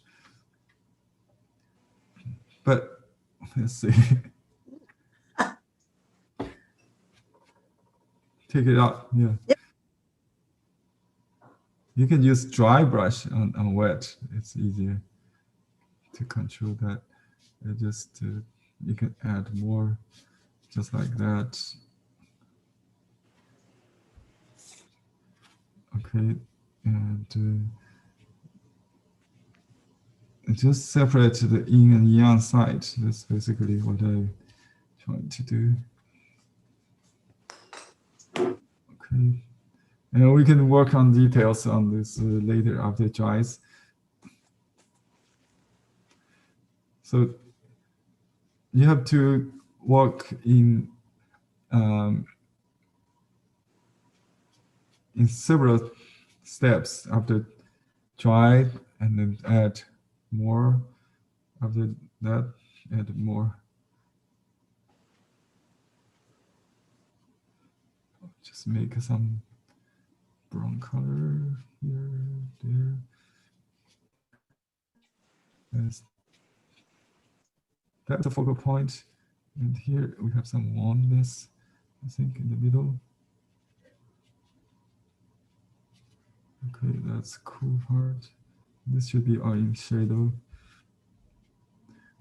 You can add ink to blend it, and the trail should be basically white. You can do that later after it dries. Did you use resist on the trail too? Oh yeah, that's a good idea, but don't overuse it. I already did too much. It's don't rely on this kind of technique things. It's still, you can make it more natural by dilute it. I tried to make it dramatic, so I didn't dilute it. I used dry brush directly dipped into this bottle. I just opened and dip it. If you use some water, maybe just to load, just like you paint, you have something concentrate and then dilute. You might have a gradation, But I used just the pure even block. So that makes it look so odd. Look like snow, not water. But after that dries, you can soften it. Look at the watercolor I did. You can use gouache to cover it, because this won't take any absorb any transparent color anymore. So it's kind of difficult to. You can glaze a little bit, but not easy to change the hard edge. But with gouache in watercolor, you can cover it. That's what I did yesterday. Interesting to work with, and you can even mount this on a piece of watercolor paper and then keep working on that. It's all possible. So in this class, I will open more on the experiment techniques, because that's the modern painting. It's characterized with pouring ink, but basically the idea is not changed. But as Shitao put it, the brush and the ink should go with the time, or go with the fashion, if you will. What the people appreciate today, Okay, so we don't have time to finish this one, but you can see this one I did without the resist. You just save it, negative paint it. Yeah, you just save the unpainted paper, just like watercolor. So I saved this trail. This was the first one, and this is my second one. I didn't do the composition with the tracing, so it varies a little bit. It's like a garden stone, a Chinese scholar's stone, and resembles maybe some kind of a dragon or animal. You just use your imagination when you paint a stone. Try to make the stone dance, like a Tang Ying's painting of the rock and roll landscape. Remember that one? The rock is could dance, could be expressive too, not just the trees. But as Shitao put it, I think that's Shitao's. If the the tree or the building, is straight, make the rock rock. If the rock is, the mountain is straight, then make the tree lean to the sides. Not to everything dense. Okay. Something stable, something diagonal, some movement. Yeah. So in this case, I see a lot of movement in the water here, and then the rock. Yeah. And I see some wind blowing the trees, something like that. So just be creative. Yeah. I like to see your experimentation with the negative painting, if you like, or resist for waterfall. Yeah. Normally I will draw this ink lines, then do the color, including the resist. Because after this, it's kind of hard to draw with the same freedom. Yeah. But I cannot wait to try this, just to create some drama for this class and introduce this wonderful product. Modern, we have more materials to play with, and we should master them all while we keep the heart of the art the same, which is the creativity, source of creativity of our paintings, our forms of art. And like his quote I gave you in the handout, he cannot live without painting for a day. So painting becomes his sole goal of aim of purpose of life. Yeah, he always write admonitions to his followers. Don't be lazy. Don't be lazy. That is his advice. Keep painting. Yeah. Keep studying. Yeah. Same as Huang Binghong, the master who lived to 93 years old. He's still painting. He made 40,000 paintings in circulation in the market today, and he made daily programs. Huang Binghong, yeah, he's a big follower, big fan of this monk. So at the age of 80, he still make daily plans of learning new styles, study new artists, study these new study plans. So to live, to learn, and to paint. That's the lesson we got from this monk. Not only a survival of the war of the former dynasties, as a monk, and also creative. His just leave his mark in the art, in the cultural history of mankind. That's what we try to cope with our crisis today.